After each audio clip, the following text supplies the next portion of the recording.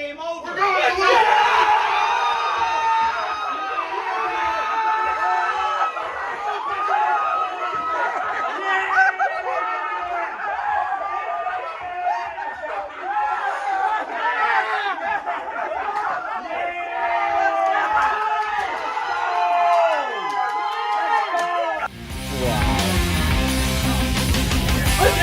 Oh my God! That's game over. We're going to win. Nice work on this, Emma. What a start.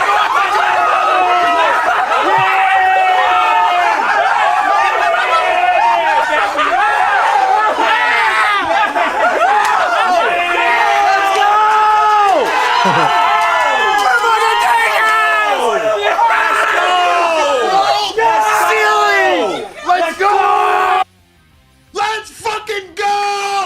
We are going to the fucking World Series, baby! This team is a wagon. They're fucking dangerous. We tried to tell you, don't let us get 3 because we will get 4, and that's exactly what they fucking did. I am your host, Derek Montilla, of a NL Championship edition of the postgame show for the PHNX D-backs podcast, occasionally known as your mayor of the fucking World Series. This man, much more reserved than me, is Patty Plantains, a.k.a. the Hot Tag, a.k.a. Patrick Lyons from the DNVR show, and there is no way I'm going to have a voice after this show. They did it, y'all. They did it. We tried to tell you they were a wagon, but you wouldn't listen. They are on a roll, and this wagon continues to roll. They beat the Philadelphia Phillies in the only Game 7 that franchise has ever played, and they will advance to their second World Series in franchise history. Are you kidding me? Are you shitting me? Is this really happening? Derek, I'm going to pinch you right now. Can you fucking pinch me? I will not break skin. Hold on. We got to do something. Oh, you've got another way to celebrate? Yeah, we got to put the Phillies in a box. Phillies in a box. Phillies in a box. There we go. Hey, the Phillies are in a box. Hey, PHLY, I can't wait to see what T-shirts you guys pick out, by the way. I'm going to go ahead and pop this bottle of champagne. You got the bubbly. A little bit of the bubbly. Let's fucking go. It's going right into the beer vat. That's where it's going. Arizona Diamondbacks 4-2 in Game 7 at Citizens Bank Park. The Phillies were 28-11 at home, the best record of any team in any ballpark in the history of this game. Holy shit, the Vince. Arizona Diamondbacks, down 3-2, went into Philadelphia and won both games. Snakes, very much alive. Brandon Pfaadt, absolutely fantastic. Once again, ice water in this man's veins. Big game Brandon was big game Brandon once again. I have notes on this computer. I don't give a shit about those notes right now. What has this team, what have they done? What have they done? They can't keep getting away with this. The Arizona Diamondbacks are your National League champions. One more time. The Arizona Diamondbacks are your National League champions. This is a pennant podcast is what this is right now. This is a pennant podcast. And in 9 months from today, there are going to be so many children around the valley named Ginkel. Oh, I plan on unreal. having one just so I can name it Ginkel. That's exactly my plan. But I don't know. Pfaadt is an interesting name as well that I'm sure a lot of people come 10, 12 years from now won't really understand why we named a baby Pfaadt, but it's still understandable because this man was amazing. He allowed a solo home run to Alec Boehm early on to lead off the bottom of the second. Phillies players were being far more patient with Pfaadt than they were, in Game 3. But still, the man got 16 whiffs tonight. 16 whiffs in Game 7 of a must-win, winner-take-all game. 16 whiffs with 10 of them from the sweeper, which was much different than his other outing where the majority of them were with the forcing fastball. This man switched it up on him. As much as the Phillies tried to change their game plan, they could only stay so patient. Their backs were against the wall. The pressure was on them. The pressure wasn't on the Snakes. The Snakes don't belong here, right? House money, man. The Snakes don't belong here. They don't deserve to be here, right? That's what all of those Phillies fans were saying. I hope those guys show up tonight because I want to have a talk with all of them. But Brandon Pfaadt, he was just fantastic. He was fantastic. 16 swings and misses. As you said, ended up walking 2, struck out 7. 25-year-old rookie Brandon Pfaadt. We've said it many times, but you know what? There's going to be new people jumping into the chat. There's going to be new people jumping onto the wagon. As we know, that's what this team is right now, is a wagon, besides being effing dangerous. And so each and every minute that you guys jump on board, you got to know that Brandon Pfaadt was a guy who was sent down to the minors twice this year. Over the course of the summer, on his summer break back home in Louisville, Kentucky, got a phone call from the big league pitching coach. Said, hey, I know you're in the minor leagues right now, but guess what? We're going to need you this postseason. Brent Strom can see into the future, and he knew how valuable and how important Brendan Pfaadt was going to be for this Arizona Diamondbacks team, and he absolutely was that. After that opening start against the Milwaukee Brewers, he has been absolutely fantastic. He is the third head on this three-headed snake. How prophetic was that phone call to Brandon Pfaadt's parents' home in Kentucky when Brandon Pfaadt was off in AAA, telling him about the changes he wanted to make and telling him how much this team was going to need him in the postseason. What was that phone call like? If you were Brent Strom, you'd pick up the phone and you'd call, right? I'll be the Pfaadt family. Yeah. Bring, bring. Hello? Is Brandon there? I need to talk to him immediately. Hold on one second. Who is speaking? This is Stromy. He'll know what I mean. Just tell him it's Stromy. It's hard to hear you. Are you just get him on the goddamn phone. Are you on needs speaker? To change the side of the rubber that he pitches from. I need to tell him right now. Oh, okay. Hold on a second. That's what I imagine it going. Brandy! Yeah, right. And then the rest is history at that point. Unbelievable. Unbelievable that phone call ended up being so prophetic. It was. Brandon Pfaadt's 22 strikeouts in the postseason, ranked third by a D-backs pitcher in the postseason in franchise history.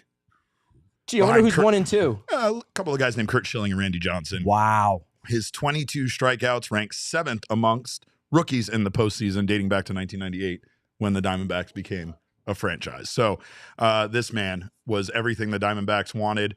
And of course, I forgot, I have not skied yet. A ski to you all, a ski to you, Patrick. Ski to you, Derek. To Max. Ski Damon. Max could go stand in the spot right now for all I give a shit. Ski to Owen. Ski. He said, go do it. I don't care this summer. That's probably not the best idea. Yeah, we're probably tempting fate with that one. But let's take a look at some of these super chats really fast before we talk more about the offense. Shout out to Groundhog Mama. She said, use the beer bat responsibly, Derek. We are a motherfucking wagon. I will not use this responsibly tonight. I promise to abuse this. Joe, let's go, Joe. Joe says, motherfucking wagon. Our guy Andrew Dang says, woo, can't believe this. I'm ready to play the World Series already. We shut down the best offense in baseball. First take, need to talk D-backs now. Let's go. Our guy Parker. Oh, it's what Harper gets for showing up in a Pat Bev jersey. We fucking told you not to do that. You show up in a Jordan jersey. You think we don't know what that means? That cuts us deep. We knew what was going on. He said, go fucking Snakes. Travis, let's go. 22 years of pain is over. Wow. 22 years of pain. Absolutely over. 2 years after losing 110 games. We're talking World Series. We're talking World Series? Both teams. The Texas Rangers and the Arizona Diamondbacks 2 seasons ago lost 100+ games.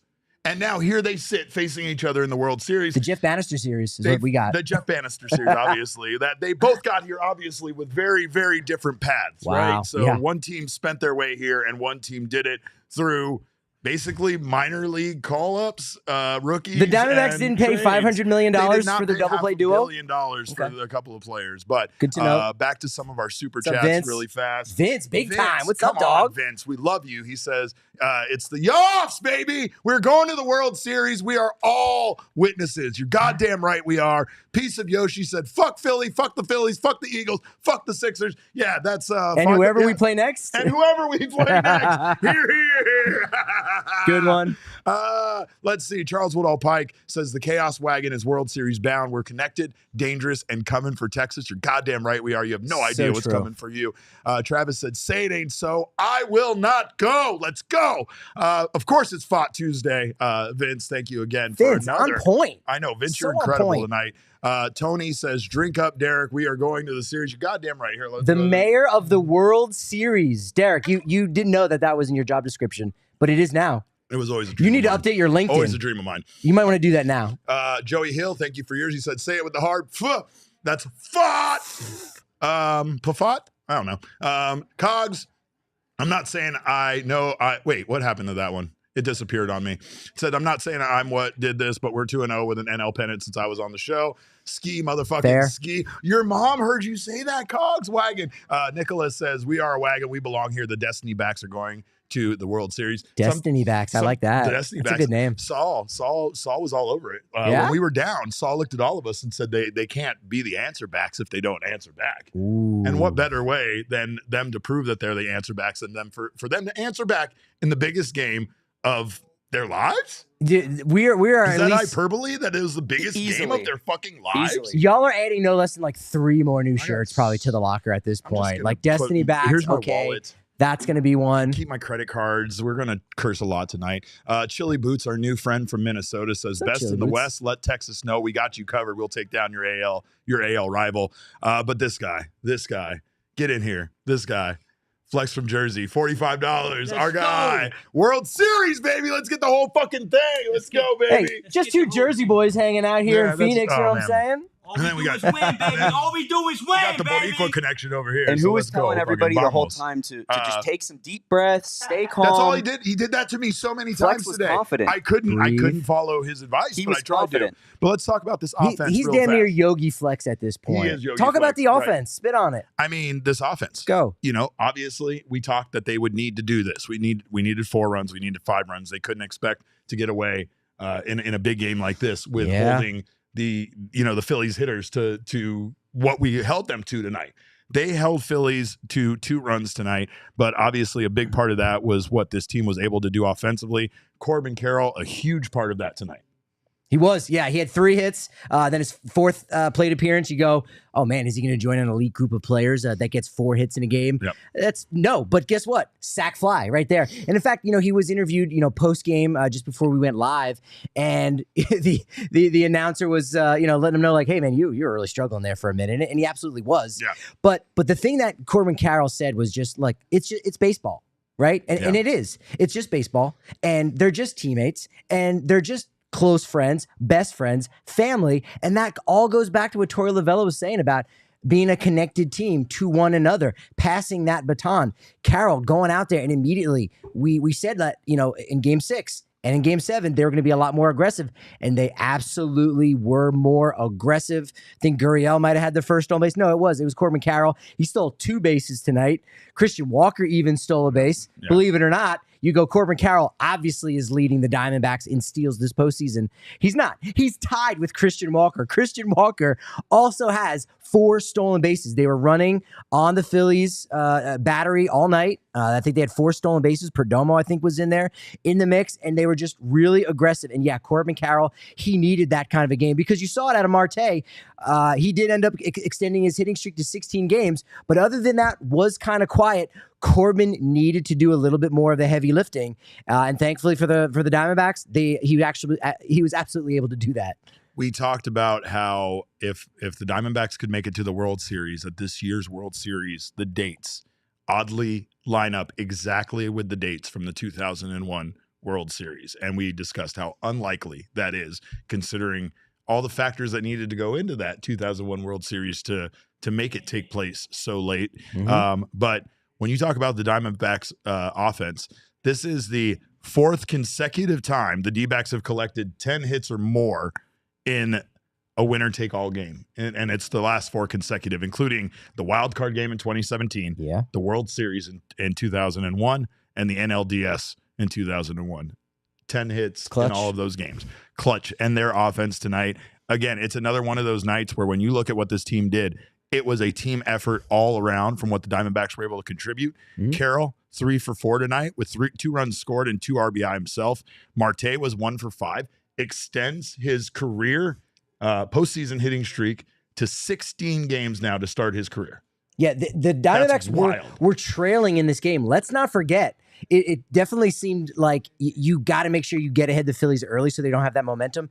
They did. They were up 2-1 there in the bottom of the 4th, and an inning that probably could have gotten a lot more out of hand. And you get the Stott RBI double to left center, and Pfaadt's able to get out of that jam in his final inning of work. But yeah, Carroll had RBI number 2 to tie the game. He had that little insurance run there later on to make it 4-2. But everybody was able to contribute there in such a big spot because, again, they were trailing. They did not have that momentum, but they were able to fight back. And then the bullpen goes out and posts 5 scoreless innings. Let's talk about it because if I'm being completely honest, we could give our king snake to the bullpen.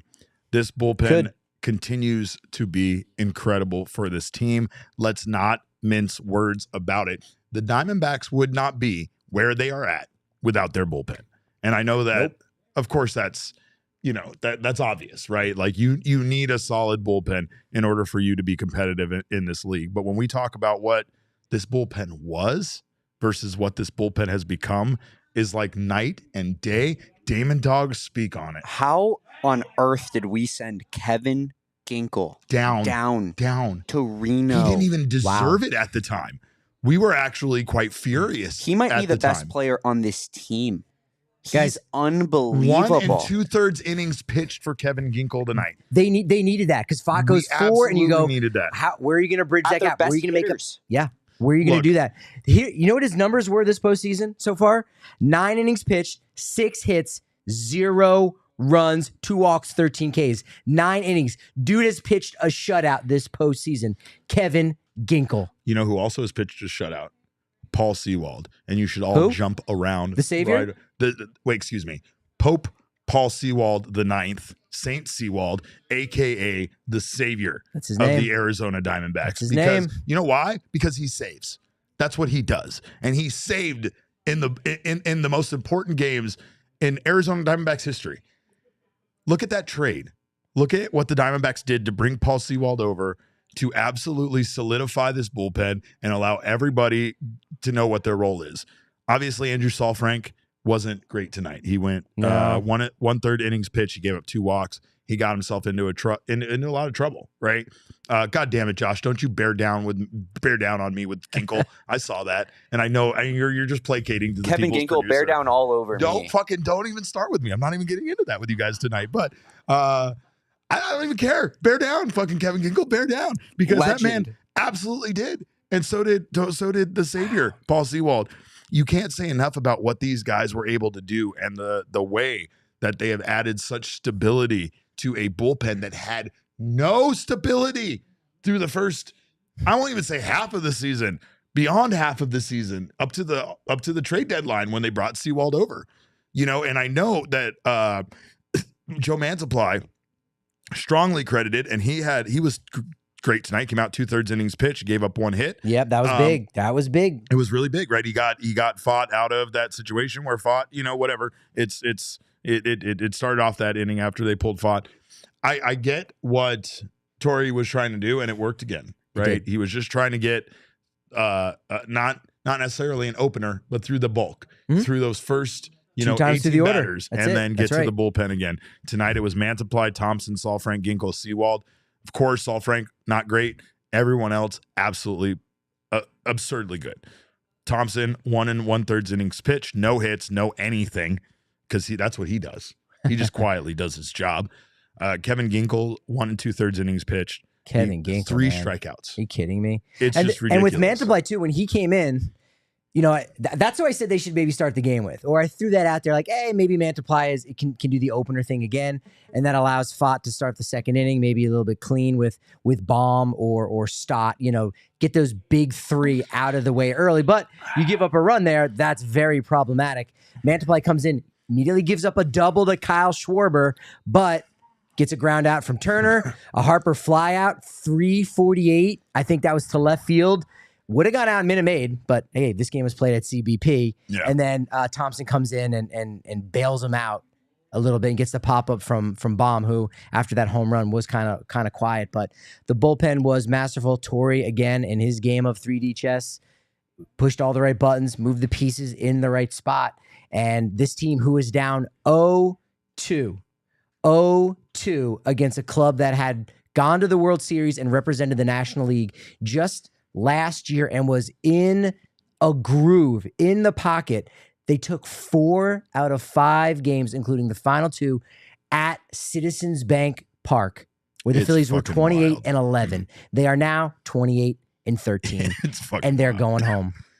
They're staying home, I should say. Yep. They're not going to Arlington. They're not going nowhere. They're packing their bags. Well, here's what I say. This team, again, they did it in all sorts of ways, but the one thing I felt like that was a big key to this game, they were very active on the base path in games 6 and 7.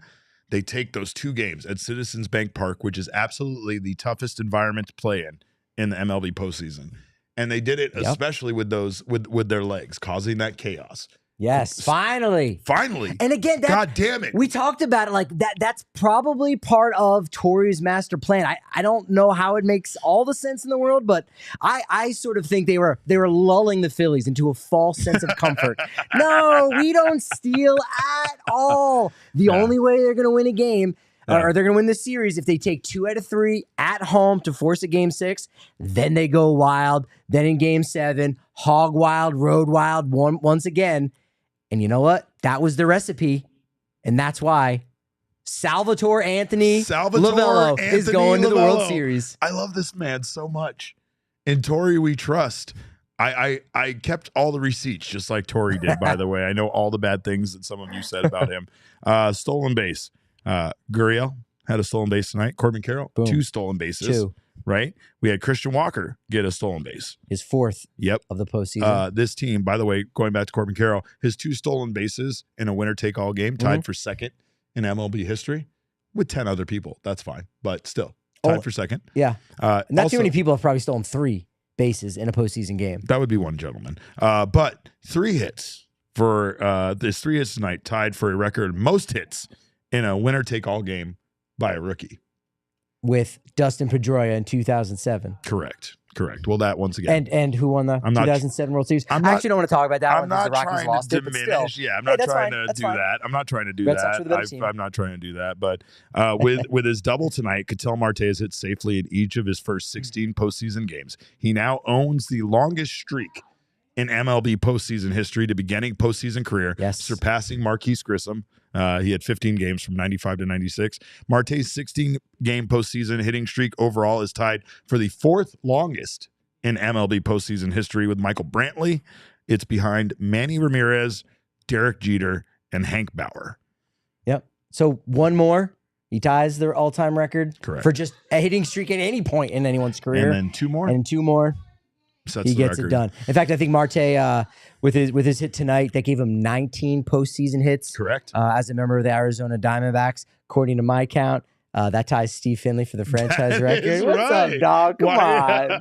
Don't call him patty stats for nothing, I'm not trying to outstat you. I will never try to outstat you on a night where the Arizona Diamondbacks move on to the World Series. But I'm gonna put out my best game. But again, per Opta stats, Corbin Carroll's the first player in MLB history with 3 hits and 2 stolen bases in a game 7.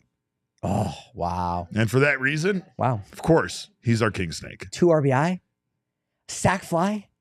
Like he was able to do it all. He was 3 for 4. It's fine. Nobody cares. You know what? We could mess up on all the graphics tonight, and everybody is. And guess what? We're gonna get excused. For no matter how many mistakes are made on this PHNX Diamondbacks podcast, guess what? Diamondbacks are still going to the World Series. Can't change that. That's not a mistake. Do me a favor. You know what? I know Jerry P already posted his post-game celebration from the clubhouse. Is there any chance that we could just take a look at what is happening in the Arizona Diamondbacks clubhouse as we speak? You think they're happy? You think they're feeling good? I'm feeling good. I know they got the headgear on. If they're feeling good, I'm feeling good. If I'm feeling good, they're feeling good.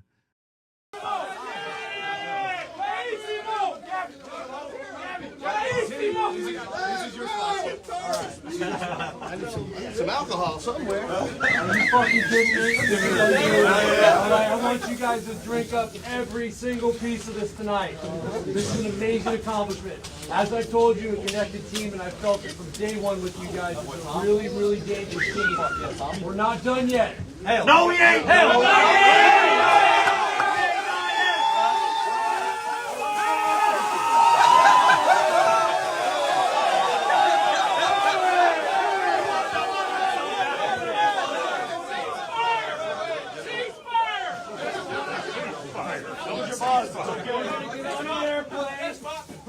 We're gonna head west, and we're gonna make a fucking left in Oklahoma, for Dallas in the World fucking Series.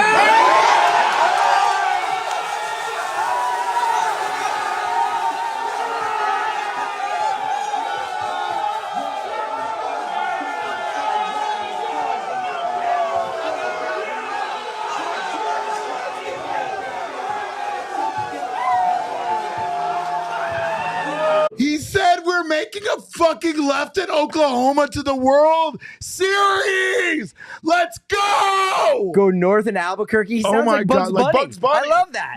Yeah. Torey is pumped up. Somewhere in that mess is our baby brother. You took a Jesse Friedman. He's in there somewhere. You took a right at Rancho Cucamonga is what you did. But anyway, Wow. no, they did not. The Arizona Diamondbacks are a fucking wagon, and they are going to the World Series. And I feel like I'm not going to be humble about this in any way. You know, we have talked about this team. This team has been underestimated. There's been all the talk about the 84 win team bullshit. Yeah. There's been all the talk about the fact that this team does not belong here. Yeah. How do they not belong here? They beat your fucking team. They beat the Dodgers. They swept the Dodgers. They swept the Brewers. This team absolutely belongs here. In fact, I said that the layoff was probably the worst thing to ever happen to them. Right. And I'm not blaming that for their slow start in games 1 and 2, but this team has been playing meaningful baseball games, not even since September, since August, they've been playing meaningful baseball games. Since July, when they had the dark times, and we are through the dark times, and we are here now, and we are at a point where unbelievably this Arizona Diamondbacks team that everybody thinks doesn't belong has gone through the toughest teams in the National League. They went through the Brewers that won their division. They went through the Dodgers that won their division. They went through the Phillies, who steamrolled the best team in baseball in the Braves. Yep. That they did. Try to tell me they don't belong. And yet, how do they not belong? Here they are. Here they fucking are. 100 losses, 110 losses 2 seasons ago. With the same manager, same guy. Same Stuck around, GM, said, everything. you know what? Let's keep this guy. There's a lot of talk about Jesse not being dry, and I am with you guys 100%. If he is fucking dry, I will be furious. One more round. But oh my God. D-backs in 5 and Jesse's in the pool. Who says no? Who says no? Like that's a reality. I need the Diamondbacks chanting PHNX at Jesse. That's what I need. But incredible. Of course, we thank you guys so much for being here. And those of you, and you know who you are, who have been here for the entire ride this season, we thank you especially, but we thank all of you for being here tonight. Of course, make sure you subscribe to the PHNX Sports YouTube channel. If you have not done so yet, sign up for notifications. That way you don't miss when any of our wonderful shows go live. We know we got the Suns going live. I know you guys love them. We appreciate any Arizona sports fan for being here. So make sure you don't miss out on any of the wonderful stuff we have going on here. Also, make sure to give us a thumbs up. We love the likes. Gabby will pop up here in a moment and tell you to drop a like, of course. There he is. I love that guy. I fucking love that guy. I would die for Gabby. I would die for Gabriel Moreno. Mr. Diamondback, by the way. Get that man a sash right now. Who had the game-winning RBI? That would be Gabby Moreno. I remember that. In the top of the clearly, fifth. Very clearly. That gave the Diamondbacks 3-2 lead. That's 2 game-winning RBIs in this series for Gabriel Moreno. Guys, no catcher in postseason history had ever hit third more than once. 3 guys ever did it. Joe Mauer, the most recent. Walker Cooper, Thurman Munson, a borderline Hall of Famer. Thurman Munson. That doesn't even sound like a real player. One time. Gabby is now up to 5 absurd. games, and you see why. Dude is clutch. Amazing. By the way, stealing strikes, pulling up from out of the bottom of the zone. He did that a couple times tonight. What is this team, by the way? A connected team? It's a dangerous team. A connected team is a dangerous team. It's also a wagon. It's also a wagon. Get the fucking shirt of a fucking dangerous team. If you want to ride first class, you got to make sure you get signed up. We tried to warn you, we are dangerous. You didn't listen. But of course, get the shirt of a dangerous team, get the shirt of a wagon, get all of the shirts. Get all the wonderful shirts over at the PHNXLocker.com right now. Of course, if you are a diehard, you'll get 20% off those purchases. Big shout out, by the way, to our friends at Gila River Resorts and Casinos. They're our brand new partner. I love Gila River Resorts and Casinos. It's dope. There's a couple of thumbs downs. That's got to be Phillies fans. So sorry. Eat it. Go cry somewhere else. But when it comes to Gila River Resorts and Casinos, maybe that's a good place to cry. It's a good place to cry, good place to celebrate. It doesn't matter. Gila River Resorts and Casinos is the best place for staycations. I love staycations. Staycations, yes. They are incredible. Need one. But here's the thing about staycations. But not yet. We got lots of work to do. You got to do staycations where you live. Otherwise, it's just a workcation. Yeah, you, meanwhile, you're never leaving, and your wife is furious with me. But maybe I can help out with getting you guys a vacation here at Gila River Resorts and Casinos. It doesn't matter because they are incredible. We're excited to partner with them, and they are Arizona's biggest and best resorts and casinos here in the Valley. Of course, if you sign up for Gila Rivers Resorts and Casinos, $1 million Big Red Showdown, you can stay in the game and get rewards. It's this easy. You can play fun and free games online for a chance to win $1 million in cash. And Damon can attest to this. I somehow me playing the casino games on here brought me good luck. So I sit in my little chair. I told Damon I play my little casino games, and somehow it brought this team luck. I also stand behind a pane of glass so that they can't hurt me. There's a lot of things here that maybe don't make sense, but regardless, somehow the formula, the combination brought the Diamondbacks enough luck for them to advance to the World Series. So what you should do is sign up for the Gila River and Resorts and Casinos Big Red Showdown. Of course, you'll get an opportunity to win lots of money there. You can also get down on their weekly pick'ems you can win up to $1,000 in free bonus play every week. And they also have monthly drawings. They'll have one on November 5th and December 3rd for Cardinals tickets, memorabilia, and free bonus play prop cards. So, it's the best piece of advice I ever was given was by someone at Gila River Resorts and Casinos. They said, get the card, get the points, do all the stuff. You'll get free rooms. You'll get all sorts of free offers. And especially if you live here in Arizona, you get the chance to go there often. It's a great chance to do that. So I actually, to be honest, I stopped in yesterday because they had their promotion, the happiest giveaway on earth, because every Monday they give away 1,000 You're right. And free bonus plays. Yeah, that's right. And so I actually talked about maybe doing a little staycation, getting the wife down here. I said, give me a room next to Mad Dog. I know he's got some time off ahead of him, so give me one of the better suites. So I love Gila. We retired Mad Dog, by the way, but we'll get to that shortly. Of course, you could visit GilaMillionDollarShowdown.com to get in on the action. For more information on Gila River Resorts and Casinos and all they have to offer, head to playatgila.com. And that is a special opportunity. We love them. We're so excited to be partnering with them. We're also excited to be partnering with OG's Brands. And as you know, I am a huge fan of OG's Brands. This is a special occasion. There's all sorts of decisions to be made. I would go with an indica. I know that's a surprise. You're like, Derek, not a sativa? This is why. I'm excited. I gotta get some sleep tonight. I don't know how I'm going to sleep tonight. I am definitely not going to sleep tonight. That's a fact. But of course, you could make sure to get some sleep with not only their Sleep Edition gummies, but their Mellow Indica blend over at OG's Brands. They have, of course, their fruits and cream mix bags, which offer you a wide variety of flavors, and they're all about the flavors. I've talked about the bud tender who told me that OG's was in fact her favorite tasting OG's or edible, and that there's a special reason why.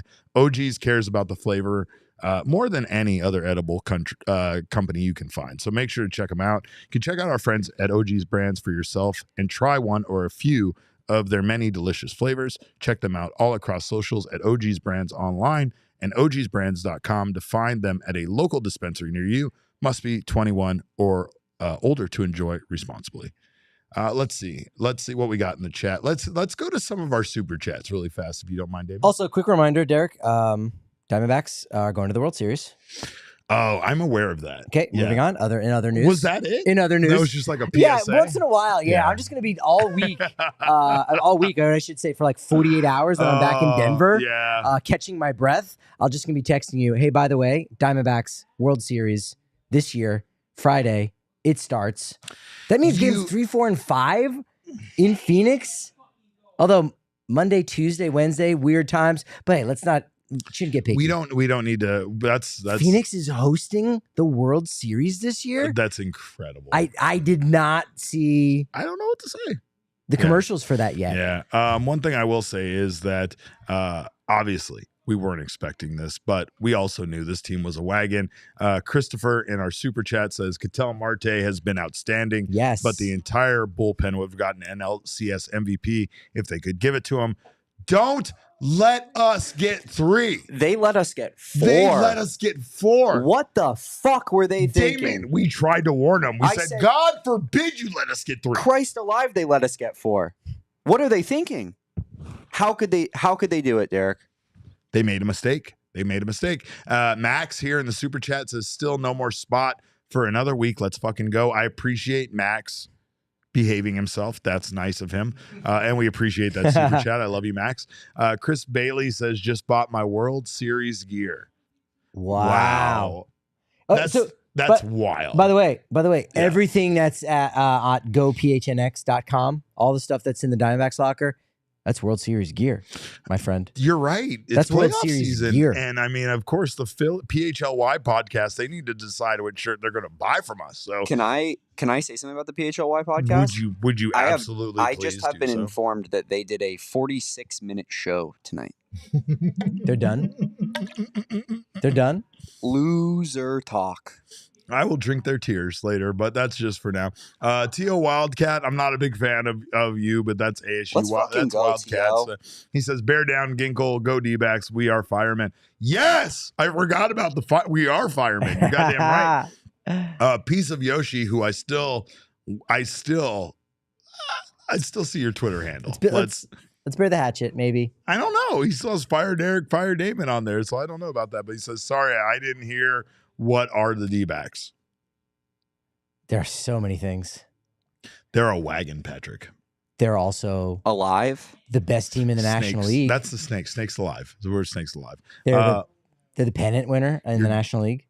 Goddamn right they are. Mark Solera, a.k.a. Don's Bread, says, Jesse better be wet. That sounds a little phrasing. I want to see that on a graphic. Is that wrong of me? Probably. A special graphic? I don't care. Anyway. What else we got? We got Chef Max What's said, up, Chef? This is the first time I watched a full season of baseball, and I picked the D-backs to be my team since I love underdogs. I am officially a fan of baseball, and more importantly, the D-backs. Let's Chef go. Mac. Let's go, Chef Mac. That's awesome. Let's That's go. Awesome. Ski to Welcome you, to Chef the wagon. Mac. Bourbon Baseball says, as an Astros fan, I am so filled that Strami is going to get another chance to get a World Series ring. God bless you. That's Beat cool. the shit out of the Rangers, please. We will do our best. That's cool. I love Strami. Man, and I mean, I don't, can't say enough. I mean, we joked about the conversation. We had our little faux conversation. You cannot say enough about what this man has done for this pitching staff, the belief that he's been able to instill in certain pitchers, and specifically, like, you know, we've talked about how this bullpen came together, and I think that Strom is just a huge part of that. And if you remember in that fourth inning when Philly went ahead 2-1, it was a big spot there. You had runners on the corners, first and third, and Pfaadt had to get out of that inning. And Strom is pointing to his head, careful with Marsh up there at the plate. You're right. They brought that up on the broadcast. Sneaky dangerous, right? Yeah. He's one of those guys. Yeah. Careful. Pointed to his head, gesturing, because you got Rojas on deck. Who was hitting below what? Is 0.90, I believe, a batting average so far in this series, right? It's like face Rojas. He was 0 for 9 with runners in scoring position with 3 strikeouts. And so what happens, he walks Marsh and says, basically, hey, it's cool, dude. Load the bases up. Yeah. We've got confidence in you. Remember Kentucky? Rojas. Remember July? Remember Reno? Remember your mom picking up the phone call and I had to explain who I was for 5 minutes? Watch the beginning of this podcast or watch this live show. We reenacted so you see what that convo was like. Yeah. You got this. And he did 4 pitch strikeout for a 7th of the night. Brandon Pfaadt. Big game, Brandon. It's incredible. It's just incredible. Amazing. Man, you can't say enough. It's going to be interesting to see what fan bases latch onto the Diamondbacks. Because right there you go, Astros fans, they don't want to see the Rangers, obviously. But now they got, hey, Brent Strom. Brent Strom is with the Arizona Diamondbacks. Okay, Astros fans we know are going to be pulling for the Diamondbacks. Dodgers fans, I guess they might as well just be rooting for the Rangers. Giants fans, they're going to be rooting for Bruce Bochy over there. It's Emma's the one over here causing all sorts of trouble, by the way. I just wanted to tell you guys, want to blame it on her. What a little watch party we had here in the studio. What a fucking night here in the studio. Everybody's Talk about here. Energy. I feel so bad for the people on the fourth floor, to be honest, a little bit. Fuck them. Everybody jumping up and down. It was 70 consecutive seconds of jumping around. Look, I started the song early, but I did not give a shit because I felt like in an important case like this, we should jump around for an extended period of time. And you know that. You know that about me. I'm not going to relent when it comes to this stuff. But let's take a look really fast at the numbers from this incredibly long series because holy shit, that's a lot of runs scored, a lot of errors, a lot of hits. Starting pitching ERA. The Phillies have better numbers, but you know what the best number is? 4-3. You're goddamn right, Patrick. Wins and losses. That's the only thing that matters. I mean, realistically, what this illustrates is that the Phillies won handedly, obviously, in their fucking wins, right? And the Diamondbacks, some of their wins were close. But I think that this, for me, even though the relief pitching ERA for the Diamondbacks is 3.77, I still feel like this proves that the Diamondbacks bullpen just came in, especially in these close games, and were able to hold it down. The Phillies are an impressive team, and I'm not going to take anything away from them. The Diamondbacks were absolutely the underdog in this series, and what they did was they found a way, especially in Game 6 and Game 7 back at Citizens Bank Park, to play their brand of baseball, which is not easy to play, right? But we've talked about it, right? The Phillies live and die with the walks and the home runs, and if you could limit those, which Brandon Pfaadt did tonight, the bullpen did tonight, then you can limit the offense. I'll already go ahead and snuff out any arguments or any opinions about, well, the Phillies scored 9 more runs, so they were the better team. You play to win the game. Yeah. The Diamondbacks won 4 of the 7 games. No one is going around saying, well, the Pittsburgh Pirates should not have won the 1960 World Series, because in that World Series, the New York Yankees scored 57 runs in 7 games, more than any team has ever scored in a World Series. They won the run differential. They scored 28 more runs than the Pittsburgh Pirates. The bottom line is the Pirates won 4 games. The Yankees only won 3 games. Thanks to Bill Mazeroski's walk-off home run there. Broke my dad's heart when he was a little kid. Too bad, so sad. Pirates, 1960s World Series champion. 2023 National League champion, Arizona Diamondbacks. You play to win the game. The Diamondbacks won 1 more game than the Phillies. That is why they, the Snakes, are alive. I have drank nearly an entire bottle of champagne, so it's time for me to get entirely too emotional. You have a knob left. Finish your knob. I have a little knob. No, I'm going to hold on to that. You're going to save your knob? Okay. I want to give a shout out. I know we've lost a lot of people that were very close to us here at PHNX. And when I say that, I mean, my father passed away a year ago. Danielle Cortez, who is one of our producers, she lost her father not too long ago. And I know Chris, one of our biggest supporters from the diehard community, she lost her mom. And it feels very emotional because it can't just be, chance that we have all of these wonderful people watching over this team who are no longer with us, who helped this team along. You know what I mean? And I mean, the reason why I say that is because this team at times, it doesn't make sense that they made it this far. You know what I mean? Like, it really doesn't. But when you look at what they've been able to accomplish as a team, and again, it goes beyond that because it goes on to Mike Hazen and the loss of his wife, Nicole, and how much she meant to this team, how much she meant to baseball. I'm gonna get a little teary-eyed here, but it's special. And I mean, it means a lot to so many of us that are connected to this team, for them to be here and to be able to be where they're at. But we have video from the clubhouse, and of course, we can't wait to take a look at what the celebration looks like in there. Man, this is exactly what we want to see. Jerry P. That's Mike Hazen. Yeah, that is Mike Hazen. No goggles. No goggles. Respect, my man. This is his first World Series too. Let's go. I'm just looking for Jesse. I'm just trying to see him. I need to find Jesse. Yeah, for sure. It's like, where's Waldo? He is the same height as Waldo. Not many people know that. He's built. And you know what? Just to piggyback off that really beautiful and sweet sentiment, you know, there's a lot of the articles, if you look this entire postseason over on gophnx.com. One of the key words throughout Jesse's articles, some of my articles, is magic. There's been a lot of magic this postseason. The Game 5 recap, where it seemed like, hey, the magic at Chase Field, it just wasn't there for the Diamondbacks going down 3-2, finally losing at home to Chase. And you're going back to Philadelphia. Man, this was kind of a key game. If it really was the Diamondbacks' year, they had to have won Game 5, but they didn't. The magic was gone, and yet they went to the East Coast, not to get their ass kicked, but they went there to find the magic, to rekindle those spirits, to get reconnected with one another in that clubhouse, and for this community to come back together. And now, everyone in the community, whether they are still on this earth or not, they're going to the World Series. Yeah, man, it's incredible. And here's Mike Hazen on the game recap and the bullpen. And, of course, ski to you all before we get into this video. Let's go. I'm missing the person that's supposed to be here with me, but I know she was with us the whole way. Sometimes when I think about how improbable this is, I think that's part of what I think why we're good.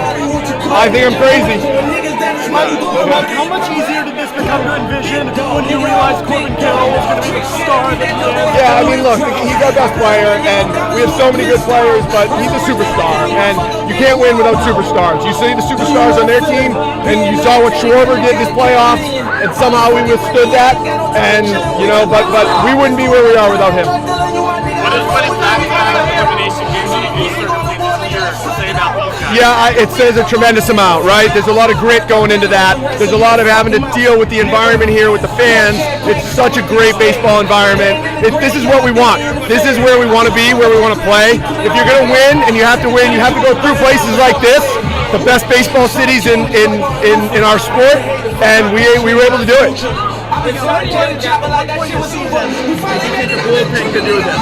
They started ripping off some pretty good stuff during the middle of September and really started to carry us. And I think at that point moving forward, they barely gave up a run. Everyone's saying you guys were surprised this year. Do you think this will look back on it in a few years differently once this score was established? No, I think this is probably a surprise that 84 win team is taking down teams that are on the road.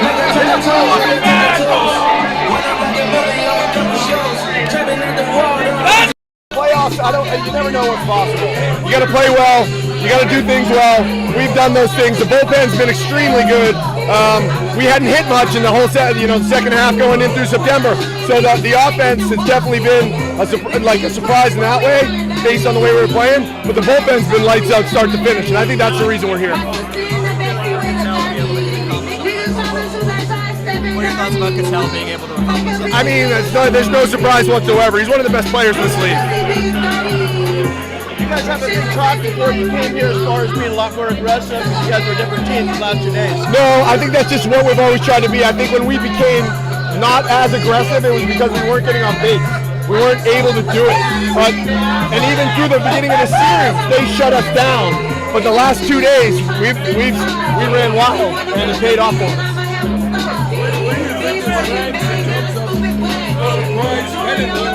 I mean, probably pretty high is my guess. Yeah. Well, first of all, with the playoff system now with 6 playoff teams, back in the day, the 84-win team probably doesn't get in the playoffs. So that's probably a new format to begin with, but probably ranks up there pretty high. It's great to see that a fan like you guys never feel right him on the 10 or so. Yeah, that's right. In a bullpen mistake. Yeah.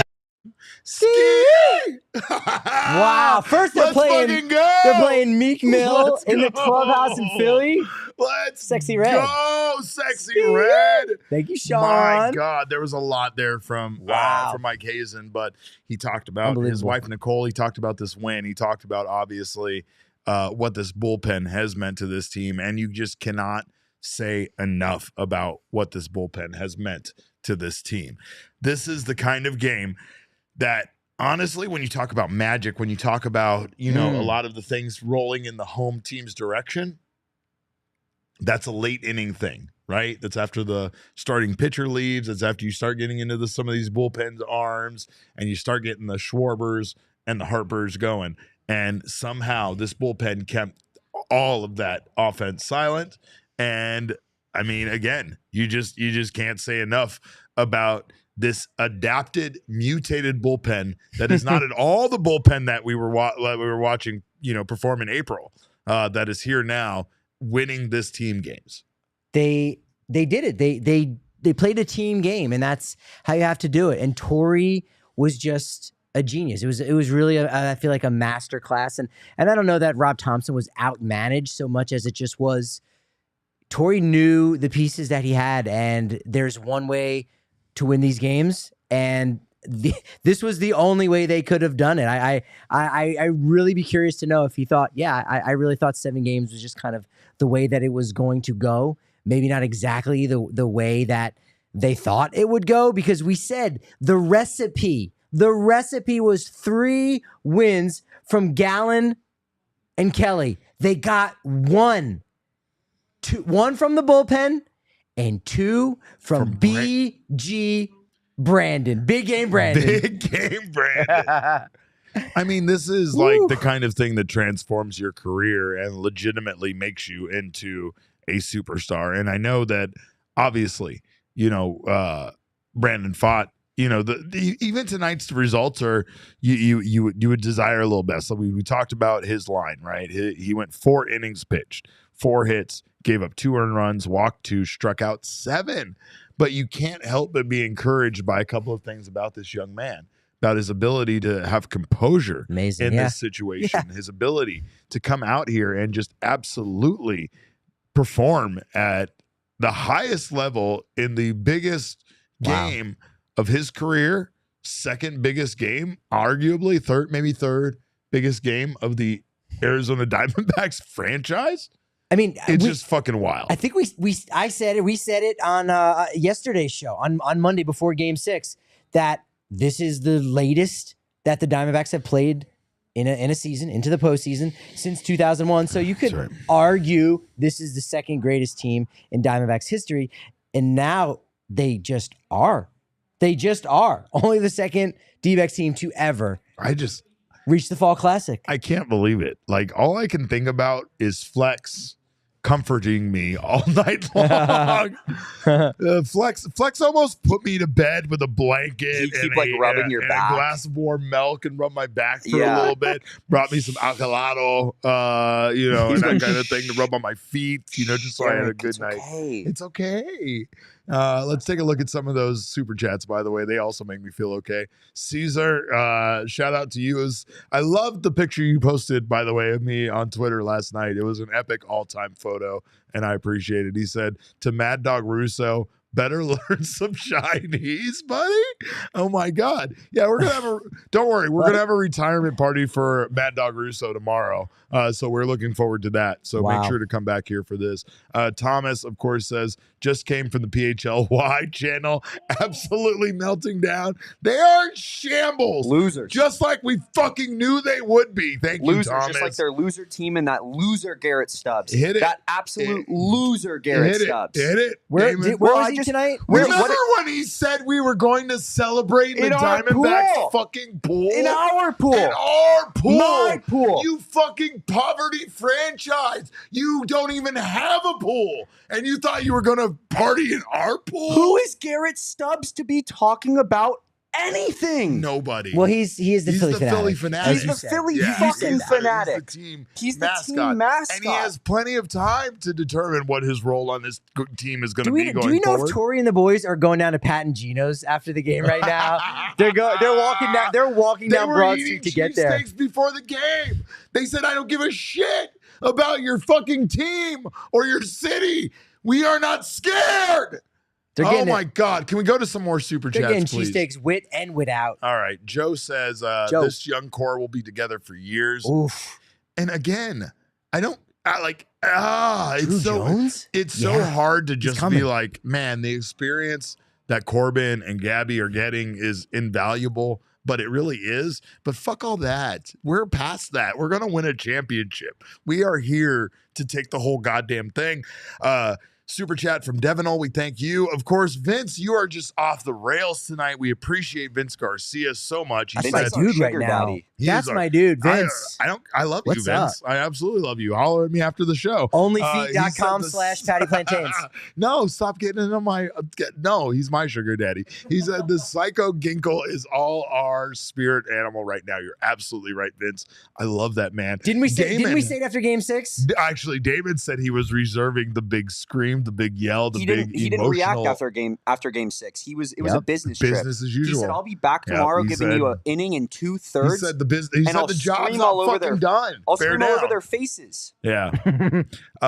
Caesar again says, last time I saw the D-backs in the World Series was 2001. I was in 6th grade. Tears of fucking joy. I was much older than you, Caesar, so I'm not gonna. I wish I was saying I was in elementary school, but I was not. Caesar, dude, you know what? That was 22 years ago when you were in 6th grade.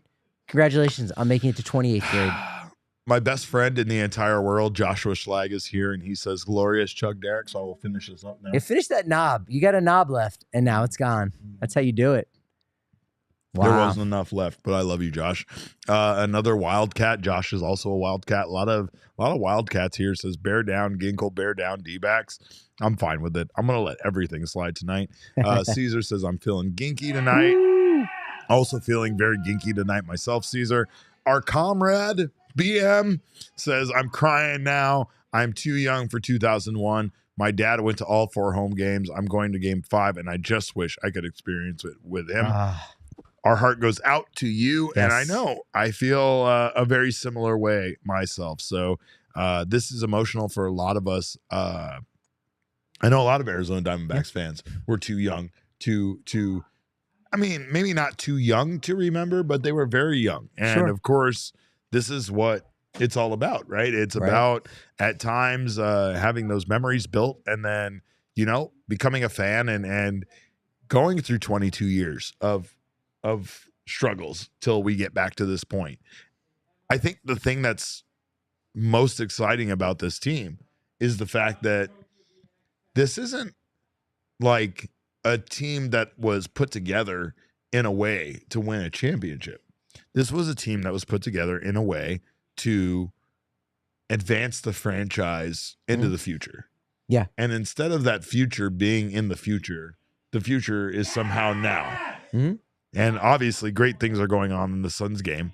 I don't know if you guys can hear that on my mic, but I don't care. I'm having a great time. This is a great time here at PHNX Studios. And I mean, a big part of that is the fact that this is just such an incredible win for the state of Arizona.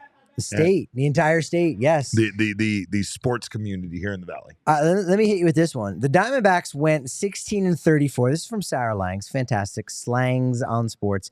D-backs went 16-34, 320 winning percentage, which is pretty much what the Rockies did all year. Over a span from... They won 8 games in the... 8 games on the road. 8 games on the road after the postseason. Thanks again, Sisman's Family Barbecue. Sorry. D-backs went 16-34 from June 13th to August 11th. That's his lowest winning percentage in a 50-game span by an eventual pennant winner. And she finishes by saying, never give up. Baseball. Never surrender. Let's fucking go.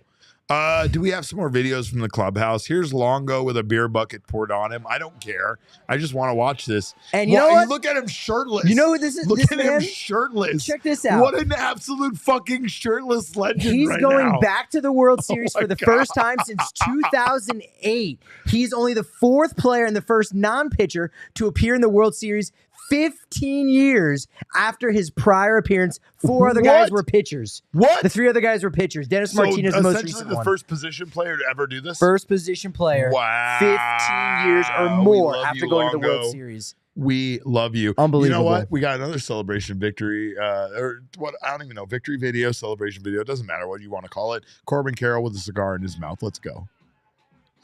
Let's go. It's like it's the first time he's ever smoked a cigar. I don't know if he did before. I don't give a shit. That's electric. That's his first one. Derek, that is absolutely the first time he's ever smoked anything in his entire life. That's a fact. Someone in the chat, He's a good boy. El Cornell says Phillies are calling it a choke job. Maybe. Okay. But I will say this. Losers. Did we not fucking give credit to Zach Wheeler?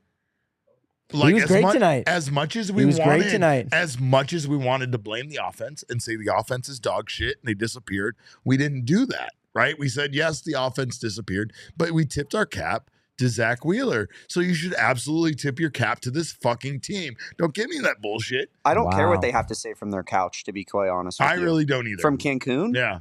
Yeah. Enjoy Cancun, fellas. The couchies? The party stretches all the way to Arizona, by the way. I don't know if you knew that, but it goes through Oklahoma as well, just so you know. I can't get enough of that. It stops over. All right. I wonder if are they taking a bus? Is it a Greyhound situation? Also, should I feel bad that I've been staying here for the last week at the Phoenician and Jesse's been doing the Greyhound thing? No, I've been diverting all of our funds to you and your comfort. Because I don't give a shit about Jesse in Philadelphia. I hope he gets a cheesesteak one time. And then after that, I hope his trip is very bad. But of course, Jesse Friedman, my vice mayor, your thunderstick, will be joining us here shortly. He's your thunderstick. He's my boomstick. He's your boomstick, my thunderstick, his fucking vice mayor. It doesn't matter. I don't care anything about that. Vince Garcia, by the way, once again, says, let's all tune into the Christopher Russo retirement ceremony. No, we don't want people to stop viewing here. We got good numbers. By the way, maybe tomorrow I'll do that.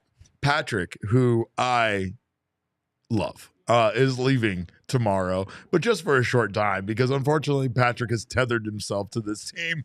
He's got to go home to kiss his wife briefly, take care of some bills that he has to pay, and then he will be right the fuck back here to join us for game one for the World Series, whether he likes it or not. It's not, I don't care. You're here now. You've committed yourself to this run. Exactly. You're part of the Serpent Society. Have I become the P of the PHNX at this point? No. No. Okay. Ooh, I went too far. Sorry. That was way too far. Not you fucking idiot. But anyway, let's take a look here. Charles Woodall Pike says all the Phillies fans calling the police tonight because the D-backs just pulled a major heist at the bank. We robbed the motherfucking bank. Charles, that's good. An adult film company sent gallons and gallons of lube to Philadelphia for them to grease their poles. But wait a minute. So, but they're dry. They're bone dry right now, huh? Bone dry in Philadelphia, huh? All right. That's crazy. Dr. Nighthawk, known traitor. She's a fucking traitor. She says, I never doubted y'all. She's a liar. Kristen rules. She's great. I don't care. You can defend her all you want. She is a traitor. She bought a Philadelphia Phillies shirt, a PHLY Philly shirt. She bought an all-city shirt. You know what I didn't see, Damon? Her purchase a PHNX shirt. So she is a goddamn turncoat, and I sniffed her out the whole time. Because Jamie and Renee on the PHOI Philly show, they'll just have to be wearing some PHNX D-backs. I guess we all got to go get PHNX merch. Go to the PHNXlocker.com. Grim. She said, I never doubted y'all. I don't believe that. She said, I'm gifting you half of my proceeds from the win. She got, she bet $70. So, of course, I better see that in a super chat. More, I mean, she said $4.99. I feel like she won more money than that, you coward. She said, love PHLY. Hey, but come on. No, Kristen's great. No. Kristen, I saw her wearing a Thank PHLY shirt. Get out of here with that. Mr. Grimm in the super chat, we thank you, said my curse jar donation. They just, I'm giving them my MGM MasterCard. B said, someone call 911. The D-backs have robbed Citizens Bank. This is not a drill. Repeat, this is not a drill. Just to let you know. All right. Of course, Jesse is going to be joining us shortly from the aforementioned Citizens Bank Park. Will he be wet? Will he be wet like the entire Arizona Diamondbacks? Or will he be dry like the stoplight poles in Philadelphia? I drank a lot of champagne tonight, and it's definitely impacting my ability to host this show. But you're doing fine, buddy. You got this. We're keeping things on track. Of course, one wonderful thing you can do is check out the BetMGM Sportsbook app. Yes. Of course, I bet on the Phillies, and of course, I will continue to bet on the Rangers when we get to the World Series because that somehow worked. But you can actually probably use it for more beneficial personal reasons. I have no problem donating my $5 to the cause. Of course, you might want to actually make some money. But what you can do if you have not logged into the BetMGM app is use our code of PHNX. And if you do, you can download that app on iOS or Android or log in on betmgm.com and then sign up with that code of PHNX. All you got to do is deposit $10 into your account, and then you also bet that $10 on a standard odds price qualifying bet. Once you do, you will get $200 in bonus bets regardless of the outcome of your wager. Again, sign up at BetMGM and use that bonus code of PHNX. And again, I don't care that my $5 went towards helping the Diamondbacks get into the World Series. I think I probably lost about $40, $50, $60. I've lost track at this point, and I absolutely do not care. But again, use that bonus code of PHNX. If you place your first BetMGM Sportsbook wager through the BetMGM Sportsbook mobile application of at least $10, you will receive $200 instantly in additional winnings regardless of your wager's outcome. Check out the show notes for full details. And now listen to Shane talk about the disclaimer. Gambling problem? Call 1-800-GAMBLER. Colorado, D.C., Illinois, Indiana, Kansas, Louisiana, Maryland, Mississippi, New Jersey, Nevada, Ohio, Pennsylvania, Tennessee, Virginia, West Virginia, Wyoming. Call 877-8-HOPE-NY or text HOPE-NY 467-369 New York. Call 1-800-327-5050 Massachusetts. 21 plus to wager. Please gamble responsibly. Call 1-800-NEXT-STEP Arizona. 1-800-BETS-OFF Iowa. 1-800-270-7117 for confidential help Michigan. 1-800-981-0023 Puerto Rico in partnership with Kansas Crossing Casino and Hotel. Visit BetMGM.com for terms and conditions. U.S. promotional offers not available in D.C., New York, or Ontario. Also, check out Foco.com, by the way, if you want to decorate your home, your office, it doesn't matter what, with these wonderful decorations that we have down on the set. Of course, JJ, he is not for sale, but these bobbleheads are, and they are limited edition. One of 25, one of 50, one of 85. Doesn't matter. Check out Foco.com for their wonderful selection of bobbleheads. They are little limited edition pieces of artwork. You can also get all sorts of other wonderful things over at Foco.com, including the Aloha shirts, straw hats, polos, bags, everything you need to get yourself ready for the World Series. It's still unbelievable. Wow. To me. It's still unbelievable. Half of the 2023 World Series will be occupied by the Arizona Diamondbacks. Los Serpientes. They are. The Valley Vipers. No one's ever said that. This is JJ. Of course, Foco always has your back for Arizona sports, even when those other companies don't. And they have yours, of course, during this playoff run. The Yoffs are here, and you need to suit up. So get the best gear around by visiting Foco.com and using code PHNX for all non-presale items. Use the code PHNX, and you will receive 10% off. Let's take a look, Damon, real fast at some of those super chats that we got. So appreciative of all of you. Albert, our guy Albert, by the way. What's up, Albert? So many of these guys have come out to all of our meetups, all of our, takeovers at Chase Field. Albert's one of those guys.